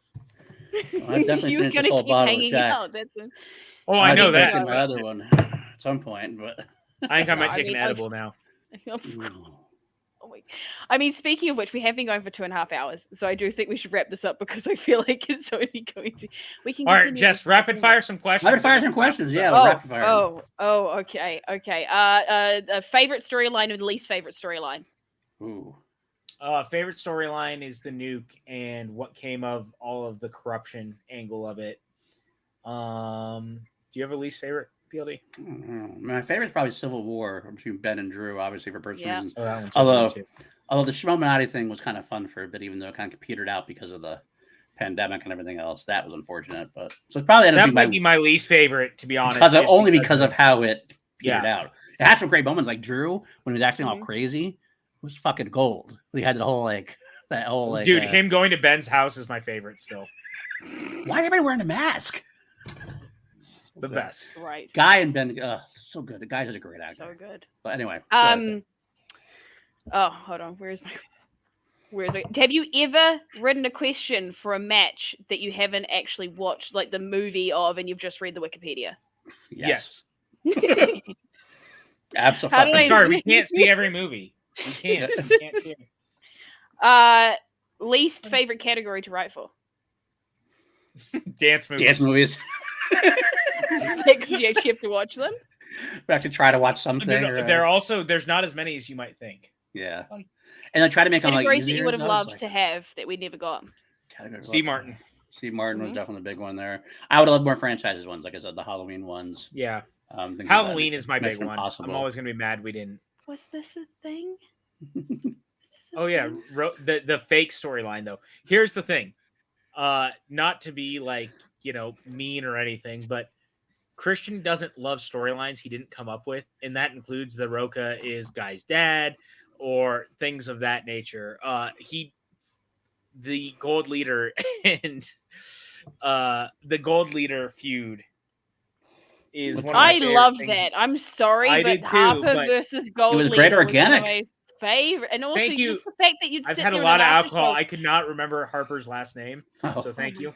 Wow, Major. But Harper versus Gold Leader is Just so you know, Major, I remembered your name. Just remember. If you're I've been watching. drinking. So Also, have yes, we. Rachel, I agree with the you. whole The show is Universal Monsters. everyone. You know what the funny Yeah, thing but is I was about drinking beforehand. Babes just Yeah. woke up with a cold sweat. So you know what the funny thing about the dance thing is? I'm gonna again, we're spilling secrets. We're drunk now. Yeah. PJ and I had thought about so hard to try to kill the dance movies category. We're like, just not. We We just almost don't How want do to do it. you do We that? just don't want How to do you fucking do it. But then there's a couple people who we knew really loved it, and so like they'd be really mad if we did. But we were like this close, where we're just gonna fucking kill it. We were so close. The other reason we didn't do it was because we were afraid that we were cutting off a sect of fans who may have been female, and we didn't want to do that. And females loved women. A lot of the females. That sounded bad, calling them females. I don't mean it that way, but like we were trying to make sure that we weren't cutting off an entire gender who might like dance movies. Because again, the show was written for the longest time by a white cis male who had created all the categories. Here we go. Then was speaking Speaking of people that you were going to exclude. Then when I took over, I also am a white cis male. Stop barking at the cats. No one cares. Surprisingly, I too Barking am at the like dance this male. movies category. That's what it is. No, Buddy came in here and he's very upset that Buddy was in here and now is gone. You can go find Buddy. He's in the other room. I promise. He's still there. The other one was, I don't even know where I was going at this point. Thank you. There's another category. There's another category we wanted to get rid of. Oh, you know what? I'm gonna say this now too. I'll say this one out too. All right. So I was suggesting categories, and I know where I was diversity. saying. I'm also another white cis male who took over as the head writer, but I wanted to make sure we were more diverse. Is where I was going. And part of that diversity we try to do is more like female actors and directors. And I said, like, I'm gonna create. Let's. Why? How does Barbara Streisand not have a category this in our? Because she has so many fucking movies, and so we put it in PJ. Yeah, we'll do it. And then we had to start writing questions for Barbara Streisand. Or like, I hate fucking writing questions for Barbara Streisand. And like, she only had like 13 movies, brother. I know. I'm like, this is fucking ridiculous. And like, and we're like, we're just not going to put it on the wheel. Well, it's fine. We won't put it on the wheel. But then like a couple kept requesting it, and we're like, every time someone requested that, PJ would be like, "This is all on you, you fucker. This is all on you." You're doing this. You're doing Barbara this. Streisand is the worst category. It was Not that hard. Barbara Streisand is bad, but Barbara Streisand as a category is the fucking worst, and that's all on PLD. I just didn't like writing questions. I'm not gonna lie, I didn't like writing questions for her. So it is what it is. But we didn't get rid of it. We kept it, and it's still on the wheel. Is Sometimes Rachel's Spectacular Fuck to use You it. supposed to be like the Scream 2 version of Fuck You? Because Fuck you. look how she wrote it. I know. It's I mean, yeah. that's the Randy. That's the Randy version, but no one does it quite like Randy. Let's be real. True. Even though he's a crazy like nutcase now in real life, but you know, He is a little whack out, huh? a little. I'm trying to be nice, PJ. All right, Jess, keep going. What do we got left? I don't want to. We're at 2:40. I mean, I'll be on all night, so I don't care. You can go. I mean, I will be too. Only will Jess, leave. here's the thing. Jess was like, "I need to get out of here. I'm stuck." People No, are it's watching more this. so. It's more so that we're getting. If people are enjoying it. We still got like This 12 is to just- 14 people watching. Fuck it. Let's keep This going. is just gonna go. Look, you're the one who Five said point we've you been always going for wanted 2.5 to ask hours. that you never got a chance to. Let's go. Oh, basket case. I said Let's mine go. earlier. Wait, what was it? What was the question? 5-pointer you Five-pointer always that wanted you've to always ask. wanted- Oh, to ask, 5-pointer I've always wanted to ask. Yeah, let's do it. What Academy That's- Award-winning actor appeared in the films Return to Horror High, Grizzly 2: The Revenge, and Return of the Killer Tomatoes? That is an exact Trini knows that she 5-point can't question. answer it. She That is the can't exact Rachel, question you're that allowed PJ to. wrote that I ixnayed him on a couple times. More during than the- once. More than once. There's been several Okay, times. PLD, let's hear yours while the chat's trying to figure out PJ's one. No, I can't do it because it's already been out. It's already in the document potentially for No, okay, Spectacular. well now another one. No, because I Another said a one. 5-pointer that you've always wanted to ask that you couldn't. Whether That I it's because couldn't. you Oh, that I can't- couldn't. Yeah, That's so you hard. couldn't. Oh. Yeah. Let me see. Oh. I will. Okay, I will. This is a 17-pointer. How many movies has Ed Harris and his real life wife, Amy Madigan, appeared in? Oh, that is a toughie. That is Also, such shout out to lot. William Harold. William Harold got the answer in the chat. There we go. Did he? Yep. Silverstream Yeah. didn't know this one. So, Rachel did know because she had the whole thing. That's right. 'Cause did you tell her? Differ knew it too. Hold on. I'm gonna let my cat in. Give me 2 seconds. Did you? Wait. Did she just leave us, by the way? That This is now 2 mediocre white dudes on film, or this is so actually a can writer. we talk about Halloween 2 and how much I hate Bud as a character? Because I hate Bud as a character. Amazing Grace. I hate Bud. Sit He's on one of the my worst face. characters who's ever lived in a Halloween movie. I dislike him so much. He is not. He is not very good. He's not a very good character. I think he's actually played. If I'm not mistaken, he's actually played by the asshole who was a ringleader in The Accused, the rape ringleader in The Accused for Jodie Foster. I think it's the I same believe actor. you're I think right. you're right. Yeah. If I'm which not also wrong, so speaks, volumes to his acting prowess. yes, indeed it does. Oh man, no. Whew. How many, by the way, is Ed Harris's voice in Field of Dreams, Travis? As far as I'm aware, actually no, because he's continually said it's not him. He has continually said it's not him. That is very true. He is. People have said it was. A couple people have said it was, but he has not. He keeps denying it. It doesn't make sense why that would be him for that reason. But I like to believe. Curtis, I wish it yes, was. it is the person, by the way, who got killed in the jacuzzi. 2 of the best deaths are that scene in particular is the jacuzzi death, and then actually he doesn't die in the jacuzzi. He dies adjacent to the jacuzzi, and then the girl dies in the jacuzzi. And as the making of made clear, by the way, that water was cold. Yes, I watched the making of too. Like right after I found the same documentary. I'm like, I gotta watch this and figure it out. I did like also the death scene. They're both kind of good. The death scenes were okay at Halloween 2 overall, but they were just. I'm going to say it right now. We're not getting into it. Go on a rant. Halloween 2 is not a very good movie. No, it's not. And I finally had the realization today that I wish it had never been made. It's not that I don't love it or like it even, but like it's just not very good comparative to the first one. Fuck Rick Rosenthal, who thinks it's like a movie that somehow even carries the mantle of the first one. And everybody who keeps talking about it in the production, we'll talk about it much more on our podcast. Again, subscribe to Two Mediocre White Dudes on Film on Spotify. Holy shit, every one of them says how bad the script is, and yet they still shot the movie. Right. That's very true. That's very true. It's actually 13, by the way, for the answer is 13 at this point. Unless you count The Plowman, which hasn't been released yet, and there's another movie they're actually making together, so it will be 15 soon. Oh, let's talk about like other things like Buried Child, which was a filming of a play they were in, so it kind of depends on that was released or not. A lot of it, that's why I couldn't actually ask them as a 5-pointer, but it's a lot. That's why I like it. But yeah, I agree also with the idea of okay, wait, real quick. Sorry, I hate to Lego. We don't have control here. I would pull up your comment. You're saying the Halloween slander too. It's like, look, I love the franchise. Not a single part of me doesn't like the franchise. It's just not it's the first time because we're watching it as like an objective thing for the podcast where I finally sat down and I was like, I don't like it as much as I normally do. Not that I think it's bad. I still like the movie and I'll still watch it. And Lego, I will send you the exact text message exchange that I had with PLD while I was watching it that explains my thought process as watching it. But like, it's a weird thing. It was the first time where I've never been high on the movie. Like, I like it, but it's always been on the lower end of the Halloween movies. This is the first time I was like, no, it's in the right place. And now I'm annoyed. I got to say, like, this is the film, and I'll say it again. I don't care. We'll say it again on our podcast too.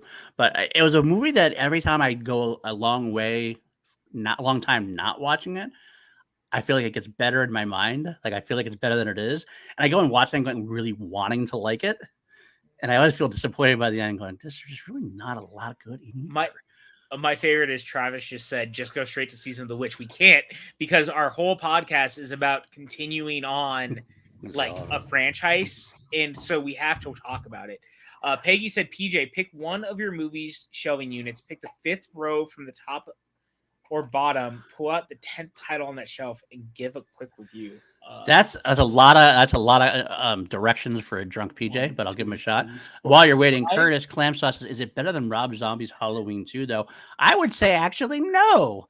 I actually enjoy Rob Zombie's Halloween 2, especially. That's another thing you're going to get to the Rob Zombie Halloween. PJ and I are going to have a lot of battles. Yes. Dipper agrees. You want to know what it is? I'm very intrigued now, yes.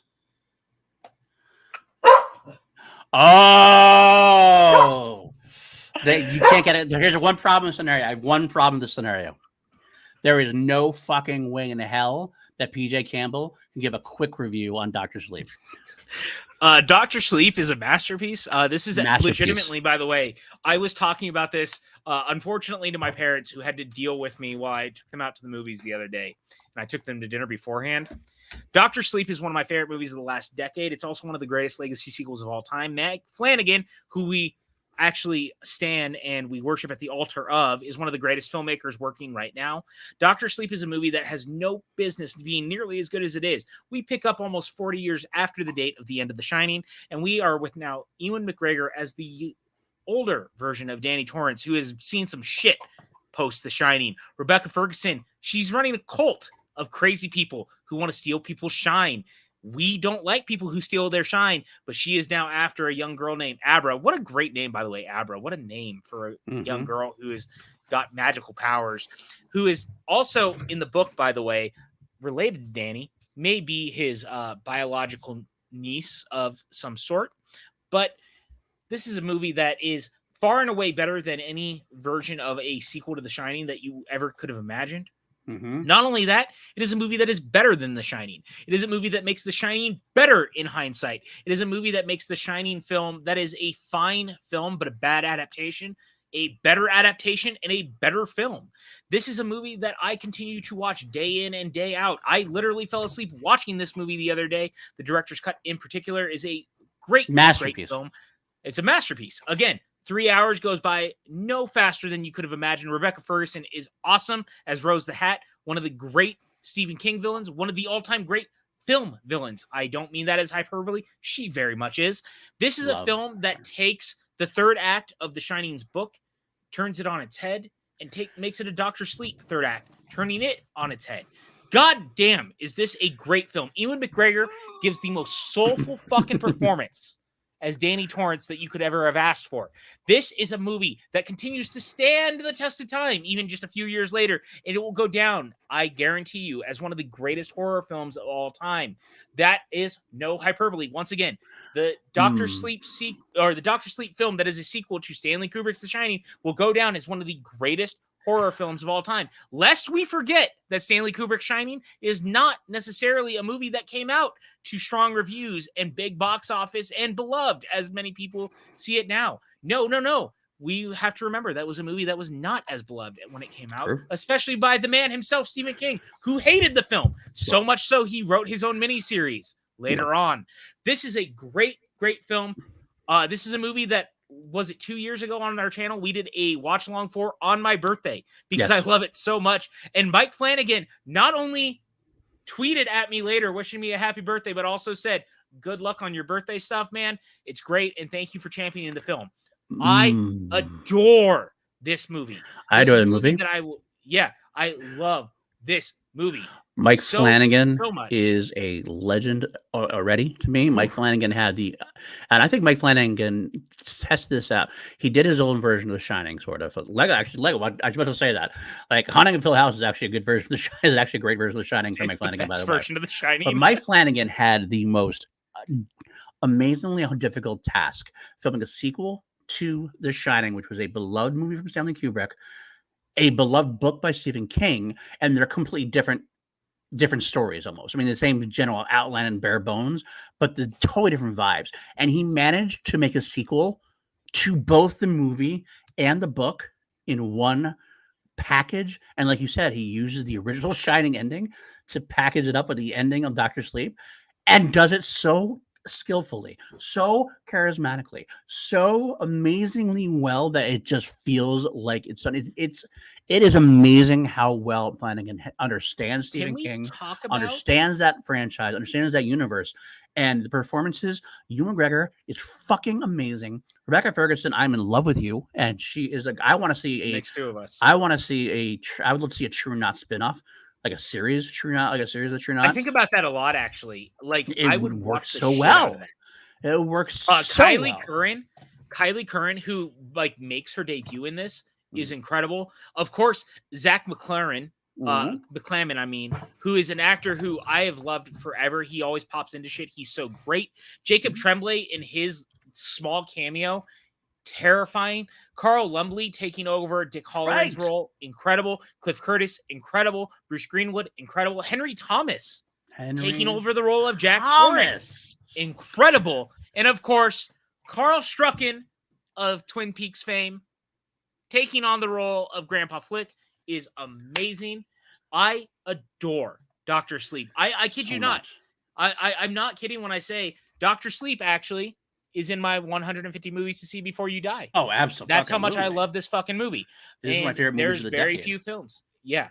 I adore this film. It's a movie that takes the ending of The Shining and finds a way to do it finally on film, but doing it in a way that relates to Dr. Sleep. Right. That it's so beautiful. Oh my God. Flanagan, dude, this does movie. Not miss. Can I tell a story? Yes, real quick. I think I've told you this story, but I don't know. Before you get into the story, real quick, I just want to bring up. I can't bring up your comment, Eric, but have you guys seen Midnight Mass? Absolutely, I've seen Midnight Mass. I actually haven't, and here's why. What? No. Here's why. Okay. You'll understand. I always wait a year on his shows to go back to them because they come out as a binge, and everyone watches them, and everyone talks about them, and I don't want anyone's thoughts either way. Oh, okay. So I've always waited because Netflix almost year to date has released them on Blu-ray. Okay. And I'll pick them up on Blu-ray and then I'll watch them. Weird. Now, however, Midnight Mass has not been released on Blu-ray, and I think I'm just going to sit down and watch it. You should.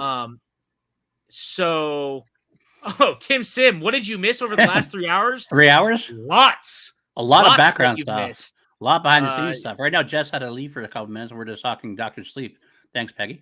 Yeah, thank you, Peggy. We had a lot of Schmoedown talk already, though. What I'll say, and to wrap up the Dr. Sleep stuff, guys, rapid fire some questions as I'm finishing the Dr. Sleep stuff. We'll answer whatever you guys put in the chat that we can't answer. Yeah. ultimately, the thing I think I love about Dr. Sleep the most is that he 100% like looked at it and he goes, how can I do my version without trying to fix what he did? Right. You know, like he just kind of Right. did his own thing. But the funny thing is Chance and I saw it at the test screening. Okay. Before it came out, we went to the WB lot and it was like a super lockdown test screening. Oh, And okay. he and I left and we're leaving and we kept hearing people who were like, God, we love the movie. It was so great. And then a bunch of people who were like, this is going to be super divisive. No one's going to like it. And I was like, I knew that they had something on their hands that was going to stand the test of time. And I'm almost glad that it bombed at the box office. I'm a little mad. Don't get me wrong, because I want more people to see it. But I also was kind of glad because a little part of me goes, I was there from ground zero at a test screening and I know Flanagan and I know who he is and I know how great he is. And goddamn, dude, he fucking owned it. You know what I'm saying? Like, just a good movie. Oh yeah, I mean, and please, I want to hear your thoughts on Midnight Mass because I think it was a little more divisive than That's what than I've a lot heard. of Flanagan's work has been so far. I absolutely love that. I think people who didn't like it missed the. I don't know. Honestly, I hate being that person when I say you missed the point of it. I kind of feel like they were looking for something different in this case. Did you see my tweets earlier about Iron Man 3 where I said something super similar? I did see that. That was why I agree with you because I think Iron Man 3 is top notch MCU. But yeah.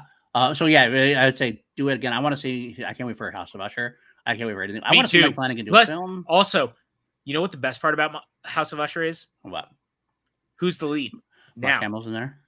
Oh, yeah, but who's Bruce the lead? Greenwood. Bruce Greenwood. Bruce, we love us. Fucking Greenwood. Bruce Greenwood. There's all right. So I love Ed Harris, obviously, and of course PJ loves Jeff Daniels and Bruce Campbell and everything else. We love those kind of actors, and Bruce Greenwood is definitely one of those kind of actors that they get. They don't get. He's one of our favorites. Should, but every time they're in a movie, they elevate that movie because they're going to kick ass in it and they're going to give you everything they have, no matter what kind of movie it is. It can be the worst piece of shit movie. That's what I love about him. They're going to give a good performance. That's what I love about Bruce Greenwood. He's one of the all-time great character actors in my mind. Right. And Flanagan continues to use him in the best ways. Best possible ways. Best possible ways. All right, here we go. All right, Eric, I will watch Midnight Mass. I promise I'll text you. Maybe I'll do it in the next week. I've just kind of not done it yet. Tim said he was busy with the DevOps engineering shit over the last 3 hours. Well, we're glad to have you, Tim. Thank you for being here. Rachel says, what's a question you've written that you never thought in a million years would make it through to get asked? Ooh. I don't know. I think that the truth is, at least for me, everything we ask at this point, everyone has kind of they trust us enough to just do it. Yeah, so now it's kind of getting through. I mean, there's been questions that we were like, I don't know if we'll ask it, but then Mark or somebody will go, yep, we'll do it, and they'll do it no problem. So we haven't had many questions like that, honestly. I mean, there's a couple of questions we haven't written necessarily for that reason, like PJ's Grizzly 2 question and things like that. Again, I will leave it until Spectacular in the hope. Sure. All right. Alan Smithy asks, shampoo or conditioner? Shampoo. Yeah. Conditioner. I know that's why he's doing it. Of course. Because obviously we both like Billy Madison. So that's a great question, Alan. Leo says best movie couple and worst movie couple. Okay. Ooh. So 2 things before you answer. I'm going to say this right now. I genuinely don't like answering worst of questions. And the only reason is I don't like believing in negative hype for things. I mean, negative hype is an oxymoron, but like, I try not to be the person who does like, what's the worst movie or what? I don't believe in that shit. Tell that to Bud, PJ. Tell that to Bud. Bud sucks. He's the only person who deserves it. But I really genuinely try not to do like, what is my least favorite movie couple and stuff, just because for me, it feels backwards. I don't like celebrating stuff I don't enjoy. I only want to celebrate the things I do enjoy.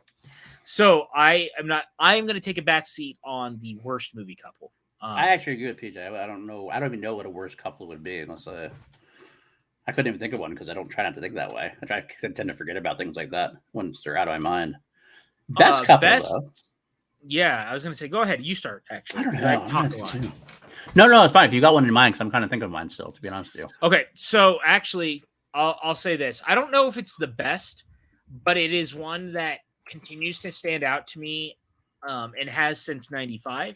So we're going to go back to 1995. This is a movie that means very, very, very much to me. It's a movie that I love very dearly. It was directed by Rob Reiner. It is a rom-com set in the political sphere, and that is The American President, starring Michael Douglas as Andrew Shepard, the President of the United States, and Annette Bening, who plays Sydney Ellen Wade, his new lady in his life after the death of his wife. It's a very sweet film. It's a very beautiful film. Aaron Sorkin wrote it. Rob Reiner directed it. It was the second film by Rob Reiner to be written by Aaron Sorkin. It's a movie that I get a lot out of every time I watch it. It's no real secret that I'm a divorcee, and so stuff like that. I'm a hopeless romantic. Stuff like that still works for me, including that. So for me, it is Sydney, and that's where we're at. Like, that's I just a love the good American point. President. I will throw out there my favorite probably. Jess, you can go. We've got this. We got Yeah. questions. Yeah, what am I gonna do? I've just been kicked off my own show. I literally leave and I have 17 notifications on my phone. I'm like, that's never a good thing. And then my boss is COVID, so I ring her. She's like, oh, it's actually me and 3 other people. I'm like, are you fucking kidding me? For So I anyone just want you to watching, I'm a know- hairdresser, which means that I have now a bunch of clients. She's like, do you want to go into the salon and I can pay you? I'm like, I've been drinking, so no, I'm not going to drive anywhere. I'm going to sit here and get more drunk and then deal with it tomorrow like a normal human being. Number one, yes, respect. Yes. I love you for doing that. Number 2, we asked the chat to ask us questions, so we're moving through the chat. We're only on question 3, so we're getting there. This is even better. Now you don't need me. You don't they asked me to like look down one of my shelves, go like 5 rows down and 10 in, and then review the movie. So it took us about 10 minutes to get through that. Because he got Dr. Sleep, so that took him a long time. I told him there's no way he's going short on this. This was probably going to take 20 minutes. I'll answer. My favorite movie couple probably is Warrior, Joel Edgerton and Jennifer Morrison. They just have Brendan Conlon and Tess Conlon. Tess Conlon is the most supportive wife I've ever seen in a movie. Despite she's not like a blindly supporting wife. She calls him out when he needs to get called out, but she's there when she knows she's like, I love the scene when like she tells him not to fight and she's not going to watch, but she keeps like waiting for the phone. She keeps waiting for the other thing to find out. Yeah. It's such a beautiful, they're so good together. I think they look well. I love them as a couple. If it's my favorite, I don't know. It's hard to say favorite when you watch so many films, but that's one that's up there for me. James Stewart, Grace Kelly, and Rear Window have some of the best chemistry. Yeah. Every time I'm like, God, I want someone to look at me like that. What do you like? How do you find these people? Like that's okay. What else we got? However, Curtis said 3rd unit, 6th row, 9th title from the right for the next review. Okay. Are you ready for the movie? Because I already grabbed it. Oh, you already did? Okay. Go ahead. The Muppets. Okay. My gosh, we're going to be here for another 20 minutes. All right, you have 30 seconds to do this review, PJ. The Muppets is a great reboot of the franchise. However, it's a movie that I think is a little too on its own jokes of knowing that the Muppets exist as things. I think the Muppets are always at their best when they are just seen as other entities in their own world. However, Jason Segel and Amy Adams are amazing. It has got great music. Chris Cooper is a fantastic villain. Love seeing Kermit. Love seeing the world again. Film, by the way? God damn, is that movie the best? Also, Walter is my spirit Muppet. Legitimately, if you guys have seen the Muppets, that is me as a human being. I actually relate to Walter so huge. Great cameos. Jack Black is fantastic. Again, The Muppets is a movie worth watching. I wish that Muppets Most Wanted had been as good as The Muppets. And yes, Brett McKenzie did do a lot of the music in there as well. I love Brett McKenzie. That is correct. Yes, he's a great I also love that, by the way. So, okay. Yes, First Blood. Just quoting the great Billy Madison. Lego said, respect on Iron Man 3. Lego, we love you. Thank you for saying that. Yes, respect on Iron Man 3. Are we wait, how far back in the comments have we had to go? Very far back. Iron Man 3 is also the best Iron Man movie. Fucking fight me, internet. Tim Sim said, who's planning on doing a VSQ Universe Marathon leading up to Clerks 3? Tim, you act like I don't do that at least every 2 months. All right. Same. Maniacal laugh. Yes, maniacal laugh. Alan says, I mean, it's stupid. It's a stupid question. Shampoo is better. Okay, fair enough. Peggy says, I'll continue to play producer. Which competitor do you think would win in a cook-off? It's got to be Mara. Christian. No. It's Christian, because have you seen him cook chicken next to the freeway? It's Mara Canada. That's the proper answer. All right, we give it to Mara. Tim says, or just watching the first 2 Clerks leading up to Clerks 3. Once again, no, No. I'm I'll watching watch all the of whole them. thing. Travis said, I including- rewatched Iron Man 3 is including deeply Tusk and underrated. including Yoga It's Hosers. Prime. Thank you, Lee. and Tusk. Yeah, Which, that is by it, the man. way, can I soapbox for like half a And minute? Zack and Miri. Have you not? I thought this whole show has been I PJ said- Soapbox Hour. It has been. I said half a minute. Half a No, minute. that's fine. I'm not. I'm just saying. Why are you asking now? You've been doing it the whole show. I'll Go stop. on. No, don't. Okay. How dare you? Someone was arguing with me the other day that Tusk and Yoga Hosers do not belong in the VSQ universe. How fucking dare you? Trying to say it's a multiverse aspect. Kevin Smith, I love him. He is not trying to multiverse shit. He used a character from the fucking Yoga Hosers movie in Jay and Silent Bob Strike Back, as well as using a character from Zack and Miri. 2 movies that he decided, you know what? Fuck it. I'm going to use these characters and bring them into the VSQ universe and make all of my movies, minus Cop Out and Red State, part of the VSQ universe. Only then to be like, by the way, Cop Out, actually a movie in the universe, but a movie within the movie directed by Kevin Yes. Smith, who is a character in Reboot Yes. as himself. So you know what? Yes. Don't fucking fight me on Twitter about what does and doesn't count as the VSQ universe. Fuck you. I'm going off what Kevin Smith said. Continuing in the chat. Tim Sims said, Rachel Silvestrini, I need to know that real soon. Is it possible? Nikki's got a great Hi. point. Mara for Bake Off. Floor's kind of open for Cook Off. Well, That's that's why I said true. Christian. That's why I said Christian. He cooked chicken next to the freeway. Th- Tim said, is that's- it too possible to get hyped while not getting expectations too lofty? Are we talking about Clerks? Are we talking about Schmoedown? What are we talking about? Is it possible to Everything. get hyped while not getting expectations too lofty? No, because expectations are the death of all things.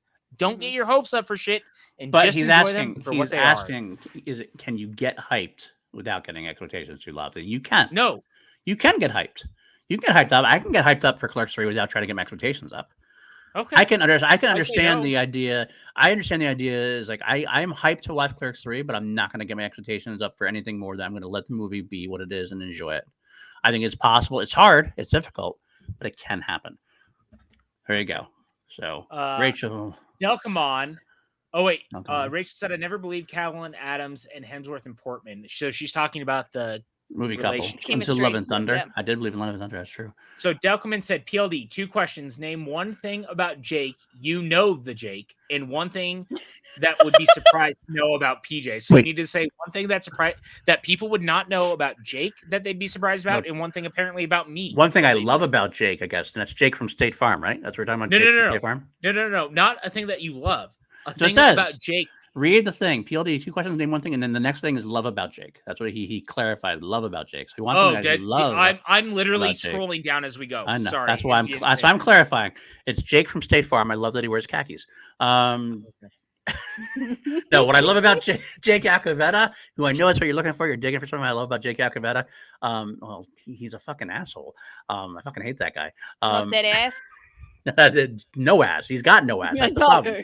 He's got 0 ass. He's got a concave Exactly. ass. That's what you Okay. love about us. And What I love about him is that when I'm around him, I get a lot of free shots. As for PJ, I mean, one thing yeah. people Yeah. would be surprised to know about PJ Campbell. Surprised to know. See, the thing is that he's such an open book. He doesn't really. I really try to be. You know He really that. does try to be. Something he doesn't. That he's really. That's fair. That's fair too. That he's really an asshole. He comes off really nice and is sweet, but down the scenes, he's a real dick. Sure. I almost kept a straight face for that. I really You almost know. did. What would you know? You know, because you're There's you're a nothing. really sweetheart. I'm You're very, very open. open. You're very open. The only surprising thing is that I'm still single with how well I cook in the movie collection I have. So, there's that. There's some movies that he doesn't like that I'm surprised he Remember, doesn't like. I'm true. changing. Is that the when we get Batman the over it. one? No, not the Batman. There's another one recently that you said. I can't remember what it is now. It was not. Oh, Iron Man. No, it wasn't even Iron Man. It was something else. A different. It was some movie And that that's I by the felt way. like was By an the Iron- way, not to cut you off. Not that I don't like Iron Man, internet who's going to read into what I'm saying wrong. It's not that I don't like Iron Man. I just think it's a lesser MCU entry. There's a movie that I was surprised because I felt like a PJ Are we movie. referring to a certain ranking at all, or you just Oh, No, yeah. it wasn't This is MCU. 100%. For me. No. no But she's PJ asking PJ if speaking. we're sorry. referring to a ranking. Yes, Okay. I am. I'll call it out. Dear Cinefanatics, stop ranking stuff. I love you two both way too much for you to continue ranking shit and then being mad at you 2 days later when I finally see the rankings because people tag me in your rankings. I beg you, please stop. Please stop. Should I tell you they're ranking doing stuff. part 2 this weekend? Oh, I saw. Cinefanatics, I am begging you. Please stop ranking things unless you have me on. Then at least it's more accurate. We have jumped on a few times and yeah, it's been fun. That would have Halloween been Kills. obviously a screaming match given the rankings that we were given. That is fair. Oh, Maddie, it is on Twitter. I will. You know what? I'm going to send it to you. All right, let's go to the next question. All right, let's I actually go to the think we're- questions. I'm going to talk about the questions there. Pop I was quiz trying from to Peggy go Gubbins. down. Pop quiz: what instrument does Lucy play? Now, Peggy, do you mean like Lucy as in like Lucy No, from she's Charlie talking Brown about or American Lucy President. Ball? Oh, She's American because President. it's his daughter. Did you guys That's mention American presidents at yes, some we did. point? We Oh. did, because it was my favorite movie couple. Fuck, I'm trying to remember because they have a whole conversation about it, and he tells her to go, she says she's gonna go play it. I don't remember. You don't remember it? Maddie got the ranking. You don't, Lucy. Yeah, I don't remember, to be honest with you. All right, give me a second. I think it's. gonna say It's trombone. a horn of some sort, but I I'm can't gonna say remember. trombone. I'm still sticking to exactly. trombone. Yeah, trombone's good. I feel like it might be trumpet. No, wasn't the. I don't remember the scene you're talking about, PJ. Now, Because remember, he comes in and he's talking to her about her grades. I remember the scene because she's not doing well in history of all things, and he's like talking to her about. I'm sorry, about what? that. Yeah, that's the point of the scene. She's not doing super well in history, and she's like, "Well, it's boring, and I have to deal with you as my dad." And he's like, "So that means you don't have to like care about it?" And he says that her history teacher says that she feels like she's uninterested in the things that she's been talking about. This is gonna piss me off because I know. Oh, Lego's It so is a nice. trombone! Is it a trombone? Nice. See, it is I a got trombone. it right. All I right. didn't know Lego that. said, I review random movie you own is a good idea. You're great at going off the cuff, PJ. It's impressive. Thank It you. is. I appreciate that. You get that guy started, and- and it just goes. Rachel said, Jesus, everything coming up, PJ. Then Radical laugh. Shane Black is the best. Iron Man 3 is the best, dude. Claps. Agreed. Williams said to Tim said the marathon never ends. Tim said Iron Man 3 is the best or is hated on too much. I agree. I Rachel agree. said people are I love idiots. Iron Man 3. I think we caught up for the most part. I think we are. honestly. Yeah. Oh, Leo said passionate PJ is the best PJ. Is there any other kind of PJ? Leo. Quite No. honestly, PJ is always passionate. Tim said, please don't make me drive to Austin to tell them personally, PJ. Tim, it is Tim. now your job. I will Your- send yeah. you $20. Your mission, Drive should you to choose to Austin. accept it, should you choose to accept it, to drive to Austin, I slash want their you to tires, kick down their door, though. I want you to fully boot down their door. slash their to do tires, kick the door down. I love it. Yeah, you know, we Yeah, always and jump on for the Cinefanatics. Fuck the Cinefanatics rankings. They're worse than the action I- guys. I I those love. comments. Here's the thing. Yeah, and then Lego said, LOL. As someone who's been on Cinefanatics rankings, it's yikes. Justice for Vampires kids. Here's what I'll say. Look, I like Robert. I like Chris. Their rankings are objectively fucking terrible. Outside of their Tom Cruise one. Well, apparently Tim said more than 20. Look, dude, Tim, I'll give you $50. That covers your gas and then some. Go deal with them. But ultimately, dear Cinefanatics, stop ranking shit unless PLD, Jess, and I are there. That's fair. And Lego in the background to make sure that we're all on track. Because clearly you cannot be trusted by yourselves. That's very true.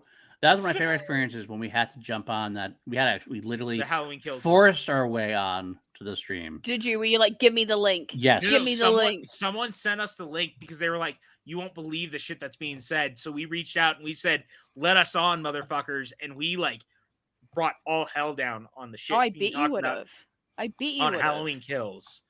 Evil died tonight, my friends. Evil died tonight. Let's put it that way. Because did they do Tom Cruise movies? Ooh, we did. I was there. I ranked them with them. And it was the only correct version. Yes. That's not wrong, William. Yeah. What a great moment in a movie, by the way. Kevin Smith was ahead of the times dealing with the internet. Oh, 100%. 100%. God, So we caught up. Good. I think we're caught up. So Yes, rapid fire your last question. 3 hours and 15 minutes. Yeah, rapid fire. You still have rapid fire questions. 15 minutes. You still have questions to rapid fire. Did you think it was going to go anything less than that? Like I said to you. No, we're just saying. You were the one like an hour ago who was like, "Look, we've gone a really long time and we need to get out of here." I was like, maybe we pump the break. But apparently, no. The chat's like, no, we're Patreon.com/PLD and I can't help you. Have I'm some sorry. electrolytes. Pony up. We're doing this, okay? We're going. I'm so good. Yeah, look. I mean, you have questions, I've had we'll answer 2 them. bottles of mead. We're good. I'm ready. I had a bottle of having Gentleman a Jack. third? I might have to break into my other whiskey I have. I Here don't we know what I have. Go do that. Go do that. I'm still finished. I got a little glass, little bit Okay, left. well, I have a little bit left. What's here. left? What do we have? What do the people want to hear from us? Like again, you Jess, you can ask. Well, Jess has more The chat can questions. What's up? I mean, I'm running out of them because we've been rapid firing them. But like, let me find them on my phone. Otherwise, the chat can keep asking. Okay, Oh, real quick, I'm gonna interject. Lego, I agree. Legend is super fucking great. It's a movie that doesn't get enough love. Unfortunately, of all the ones, by the way, though, that was not on their action movie list. However, Tropic Thunder was. Make sense. I'm sorry, what? The Cinefanatics, as much as I love them, they have weird things when they start putting movies on lists. And one of theirs was like, it was an action movie list, but they had Tropic Thunder on there and War of the Worlds on there, but not Legend. By the way, let me say something real quick. Matty Gunner is a professional fighter. Mm-hmm. Yes, he is. Literally. I still think that Lego would whoop his ass. So Matty, be careful. If you're gonna say that it's not an S-tier film, Lego might destroy you. I actually hope Lego destroys him. Sorry, Maddie. It'd be a fun thing to watch. I'll tell you that much. Curtis Clam Sauce. Wait. How is time travel not a time travel movie? That's what we said. Agreed. And also, Tim said apparently he sent the Adam brothers our message. So. A message, but like what kind of message? Like I sent them. I don't know, but I'm out of alcohol. Number 1, so you need to go get some more. I've got edibles. Come at us, Cinefanatics. We're not afraid of you. I hope Robert and Adam end up in this chat. I hope they're here. People are going to start messaging them, being like, We're "You not need to hear what PLD and PJ are calling you out." We're not afraid. We're not afraid of them. Hey, we're not okay. No, again, we're not calling them out so much as we're telling them to. Yeah, do we are. better. There's a difference. No, we're calling them out. We're difference. directly. We are directly calling them out. I never use their names in specific, saying that they're. PJ, backstage, you were saying those guys are fucking assholes, and they should never talk about movies ever again. That's what you said. I was only saying that about you. That's not what you said backstage. See, Delicom, and something that you don't know about PJ. When he's backstage, he starts bad mouthing, like he'll just go off on somebody, and it's. Oh man! All right. And all yes, right, Lego's a what do you got for us? Go ahead. Hold on. Let me bring up. Why is this not working? Oh, sorry. I'm sorry, Jess. I don't know the answer. Nearly enough time. I don't know the answer to that question. Yeah, we don't know the answer to why. I was too busy enjoying the conversation. And why isn't this working? I don't know, PJ. Why isn't this working? That's our next question. Any because I'm over 30, and sometimes a doctor needs to prescribe you things. Okay, fair. Okay, what was the question, Jess? Any Schmoedown secrets that you'd be willing to share that you haven't been able to previously? Let's go. I feel like we've been sharing them. I feel like we've been dropping them left and right, to be honest with you. Yeah, I don't think there's much left. Like, we've kind of revealed it all. I don't think all of it. I think all that you can do right now. We'll revisit this. We'll do another post-Schmoedown one where you can reveal everything. PLD and I will be back for another episode. As long as the audience wants a sequel. Audience, tell Jess if you want a sequel. Yeah. Demand a sequel. The funny part is about the It's whole not thing. like I'm not going to. It's not going to be like, only funny if the thing- No, I fans know, want but it. I just Let's want be if honest the here, real audience quick. wants a I sequel, gotta interject. Like Sip or you don't make a spill. sequel unless the Yes, audience wants yes. the Sip or sequel. spill.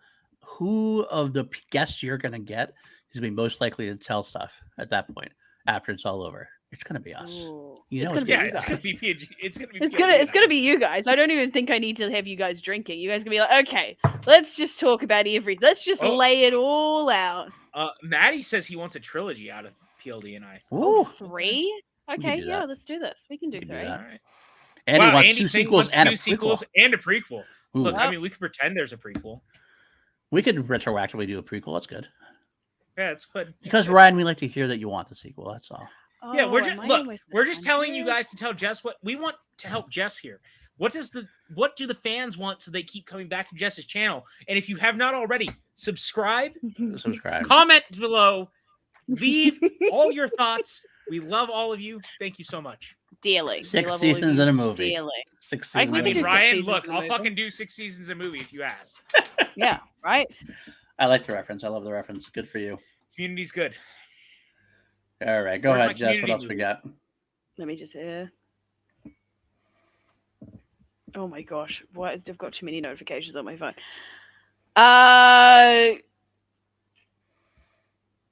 Who's been the most complimentary out of all the competitors towards you guys? Ooh. Viviani. I have a list of a couple that I would throw out there, and you tell me what you think, PJ. Guy, if he still counts, because he Yeah. was a He does competitor. not. Well, I guess actually he had a match this year. So then, yes, Guy. So Guy's up there. Bibiani's up there. Rachel, obviously, who's in the chat, who's umming us right now. Oh, Rachel actually yells at us. Rachel yells at us for the questions she gets wrong. So I don't know if I can put her on that list. It's not wrong. Sam Levine Really? actually legitimately has like written us afterward and saying that was a greatly written match. Mhm. Even when we Yeah, Levine's been a real like he's solid contacted dude us for us. afterward. Like he like legitimately has like written us specifically to say that was a greatly written match. Even like when we got on something, like he'd be like, I love the questions and you're doing a great job. Apparently, he's also told Christian that too, because I know Christian's like reached out and been like, Sam was super fucking complimentary, which is weird because to me, Sam is still Freaks and Geeks. Like I like Sam, Yeah. obviously. Like I love Sam. Yeah. but I love Sam. Like I was at his wedding. I was there for Rachel, but you know, like I was there because Rachel and I are very close. So it's just very funny for Sam to be that way, which is Sam is super good nice. up there. And even though they're not competitors, Knapsack loves the musicians and film category. And I'll throw back another. Knapsack loves us. Let's Knapsack be does real. love us. Let's be honest. And I will last out there also Kaiser. Kaiser always loves everything Yeah, we do. he's too. great.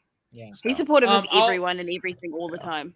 I'll also say Barbarian's been real great. He'll Mhm. reach out to me from time to time and he's like, dude, that match, like some of the questions, he'll actually tell me the stuff he missed and he didn't, but he's always super fucking awesome about it. most of the competitors are very nice, are very good about it, to be honest, overall. More than you think. Even though some of them sometimes get upset about some of the questions specifically, like specific questions people like bitch about. Overall, though, they usually say how great we do and or how much they enjoyed it and stuff. So. I'll say this: the fans are good, but I find the fans like to complain about stuff more than the competitors do. The competitors are the ones that I listen to the most, and they've been super nice to us. Except for the fans are super complimentary. So like, and I don't mean that to be like I don't take constructive criticism. No, I do. I just think that the criticism a lot of the time is aimed the wrong direction. Yes, yeah. Elvis is an asshole though. Elvis a fucker. He always. Oh my complains. God. Yeah, Elvis is very fucking rude. All right, guys. So we're gonna get out of here in about 7 minutes. Yeah. So, So Jess is gonna rapid fire some shit. If you want to ask anything else, get it in. I cannot implore anyone watching enough, especially on like playback. Subscribe, comment below, give Jess all the love. She loves this show as much as the rest of us do. So give Jess the love that you're giving this video. Thank you 100%. for your time. Thank you. Smets also, by the way, I want to throw that out there really quick. Oh, before I yeah. forget. Oh, yeah, Smets Smets is always great, too. loves the questions we have for IG. Okay, because you guys were involved in the Smash-a-thon, obviously. Oh, yes. That our lovely friend Sean Sullivan Yes. helped to put together. Favorite moment from that, because I know it was a huge one for the fans. Oh, Calling Ellis versus Roca. the bootleg showdown match. That was good. Ooh. Yeah, That was bootleg good. Schmoedown match that I'm pretty sure I can't confirm this. Christian, I love you. I feel like you were super mad that we did that because we didn't reach out to you, but we did it because everyone reached the goal, and we did it for Kevin. Yeah, we got Ellis's permission, so we were like, well, we'll do it. Ellis said okay. Yeah, so I'll say this right now. No. I asked Ellis verbatim if I should ask Harloff for permission, and he said I'll deal with it. So well, can't do much more than that. I had two minor moments I'll say. First of all, because some people know, some people don't. I actually stayed up all 28 hours behind the scenes, like I was producing it the whole time. I don't know how you did. You and I were texting through it. We were. It was rough. I was fucking exhausted. But like halfway through, I did a mini chilled action, which was Kaiser. It was actually I felt very honored that of all the reaction shows, all the shows that were involved, Kaiser and Smets both came up to me and said, we want you guys to be the ones that, because Kevin wasn't going to be on, obviously he wasn't feeling it. He's only going to have a very small amount of time if he felt good enough at all to be on.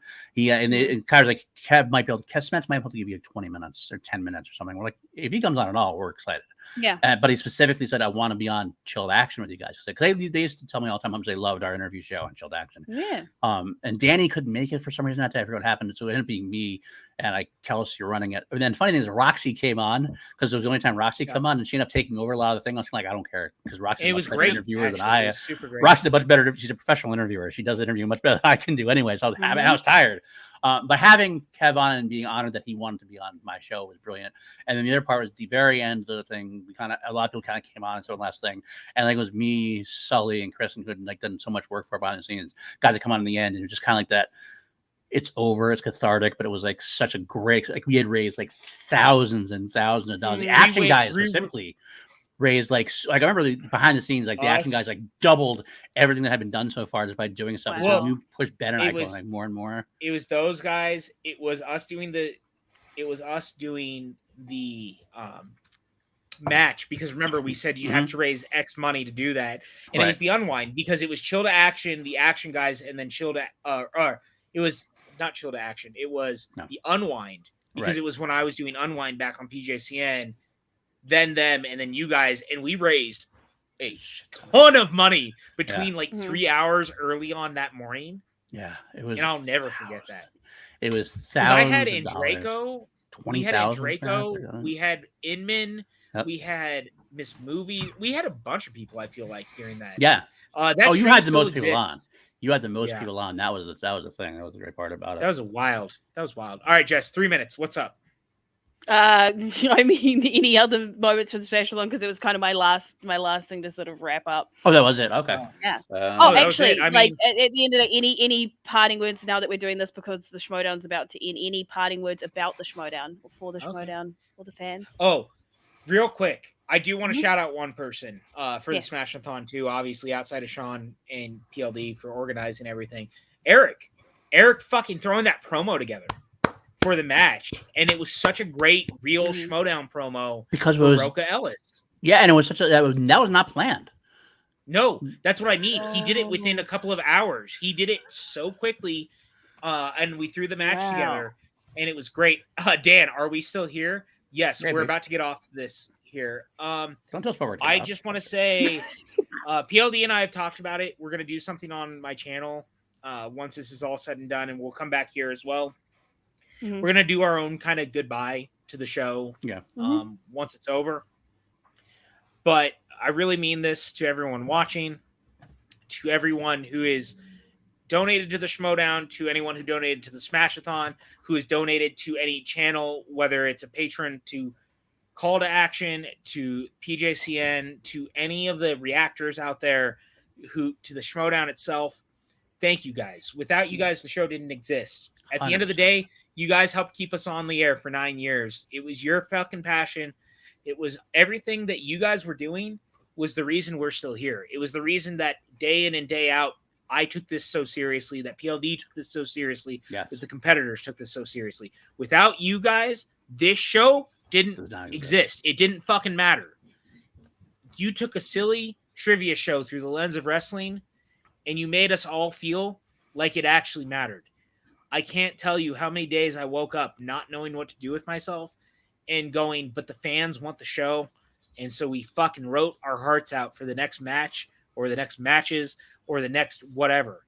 You guys made this guy feel like it actually mattered. You made me feel like what I was doing actually gave a shit to someone out there in the world. Without you guys, there was no show, there was no us. And I really appreciate that. All these channels that you love that were born out of the show existing, that matters because you loved the show. I can't thank you guys enough for giving me a reason to get up every morning, to write a show, to do the shit that you guys wanted to do. It fucking mattered to me. It saved my life. Thank you for being you. No matter the shit you said, no matter if you didn't like questions, whether you like questions, it didn't matter. You gave me a reason to get up every morning. Thank you. That matters to me.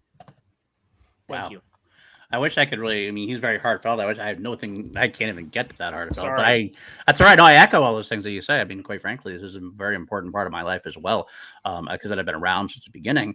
I really globbed on during the action run, and then getting to work with PJ, getting to work with like Ben and Drew, Sam Levine, all these people who just passionately love the same thing that I love, like in movies. Like it's just such a fellowship of people who understand me, who understand each other, and they're always so supportive. And the fans, there are, of course, there's a handful of fans that like get upset about things, but even them, they watch the show, they're passionate about the show, and I can't deny their passion, even if it was wrongly directed sometimes.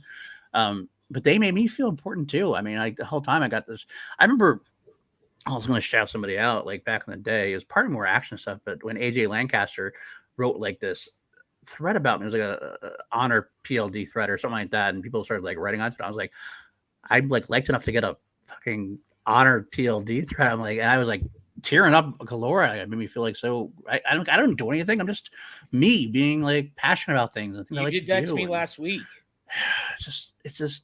You did that to me last week. You were the one person, once the show was canceled, you said that there's no one that needs more love than me. And it ripped my heart out in the best way. It was the same thing, dude. I get it. Like, it matters.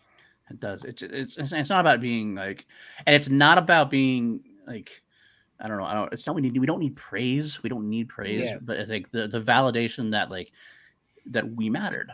That like we brought some joy to people's lives in maybe a small way, as far as the overall thing goes. But we tried, and that's what we wanted to do. We just wanted to make the best thing possible. And I just wanted people to be happy. And I hope we did. I hope we did. I'm going to say they were. It's still going. Competitors, fans alike. So. Yeah. I mean, without the show, I never would have met you guys or all the other wonderful people that I've met through this community. I live in New Zealand. There's no way we would have met otherwise. No, you live in Australia. We fucking talked about that at the top of the show. And same thing goes for the viewers. I never would have met any of you, and hopefully going to meet a whole bunch of you in person when I finally make it over there. Yeah. But because of the show, it's brought us all together, and that's why I want to do the show, and that's why it was so cool to have these two guys on. You need to catch them on PLD projects, and then the PJCN that's going to be relaunching, hopefully very soon. Keep an eye on both of their Twitters. Next week, I have another very special guest in the form of Robert Parker, who is heading towards hopefully a title belt. So we'll see where that goes. But until then, I will see you guys later. But thanks for tuning in. Thank you guys. We love you.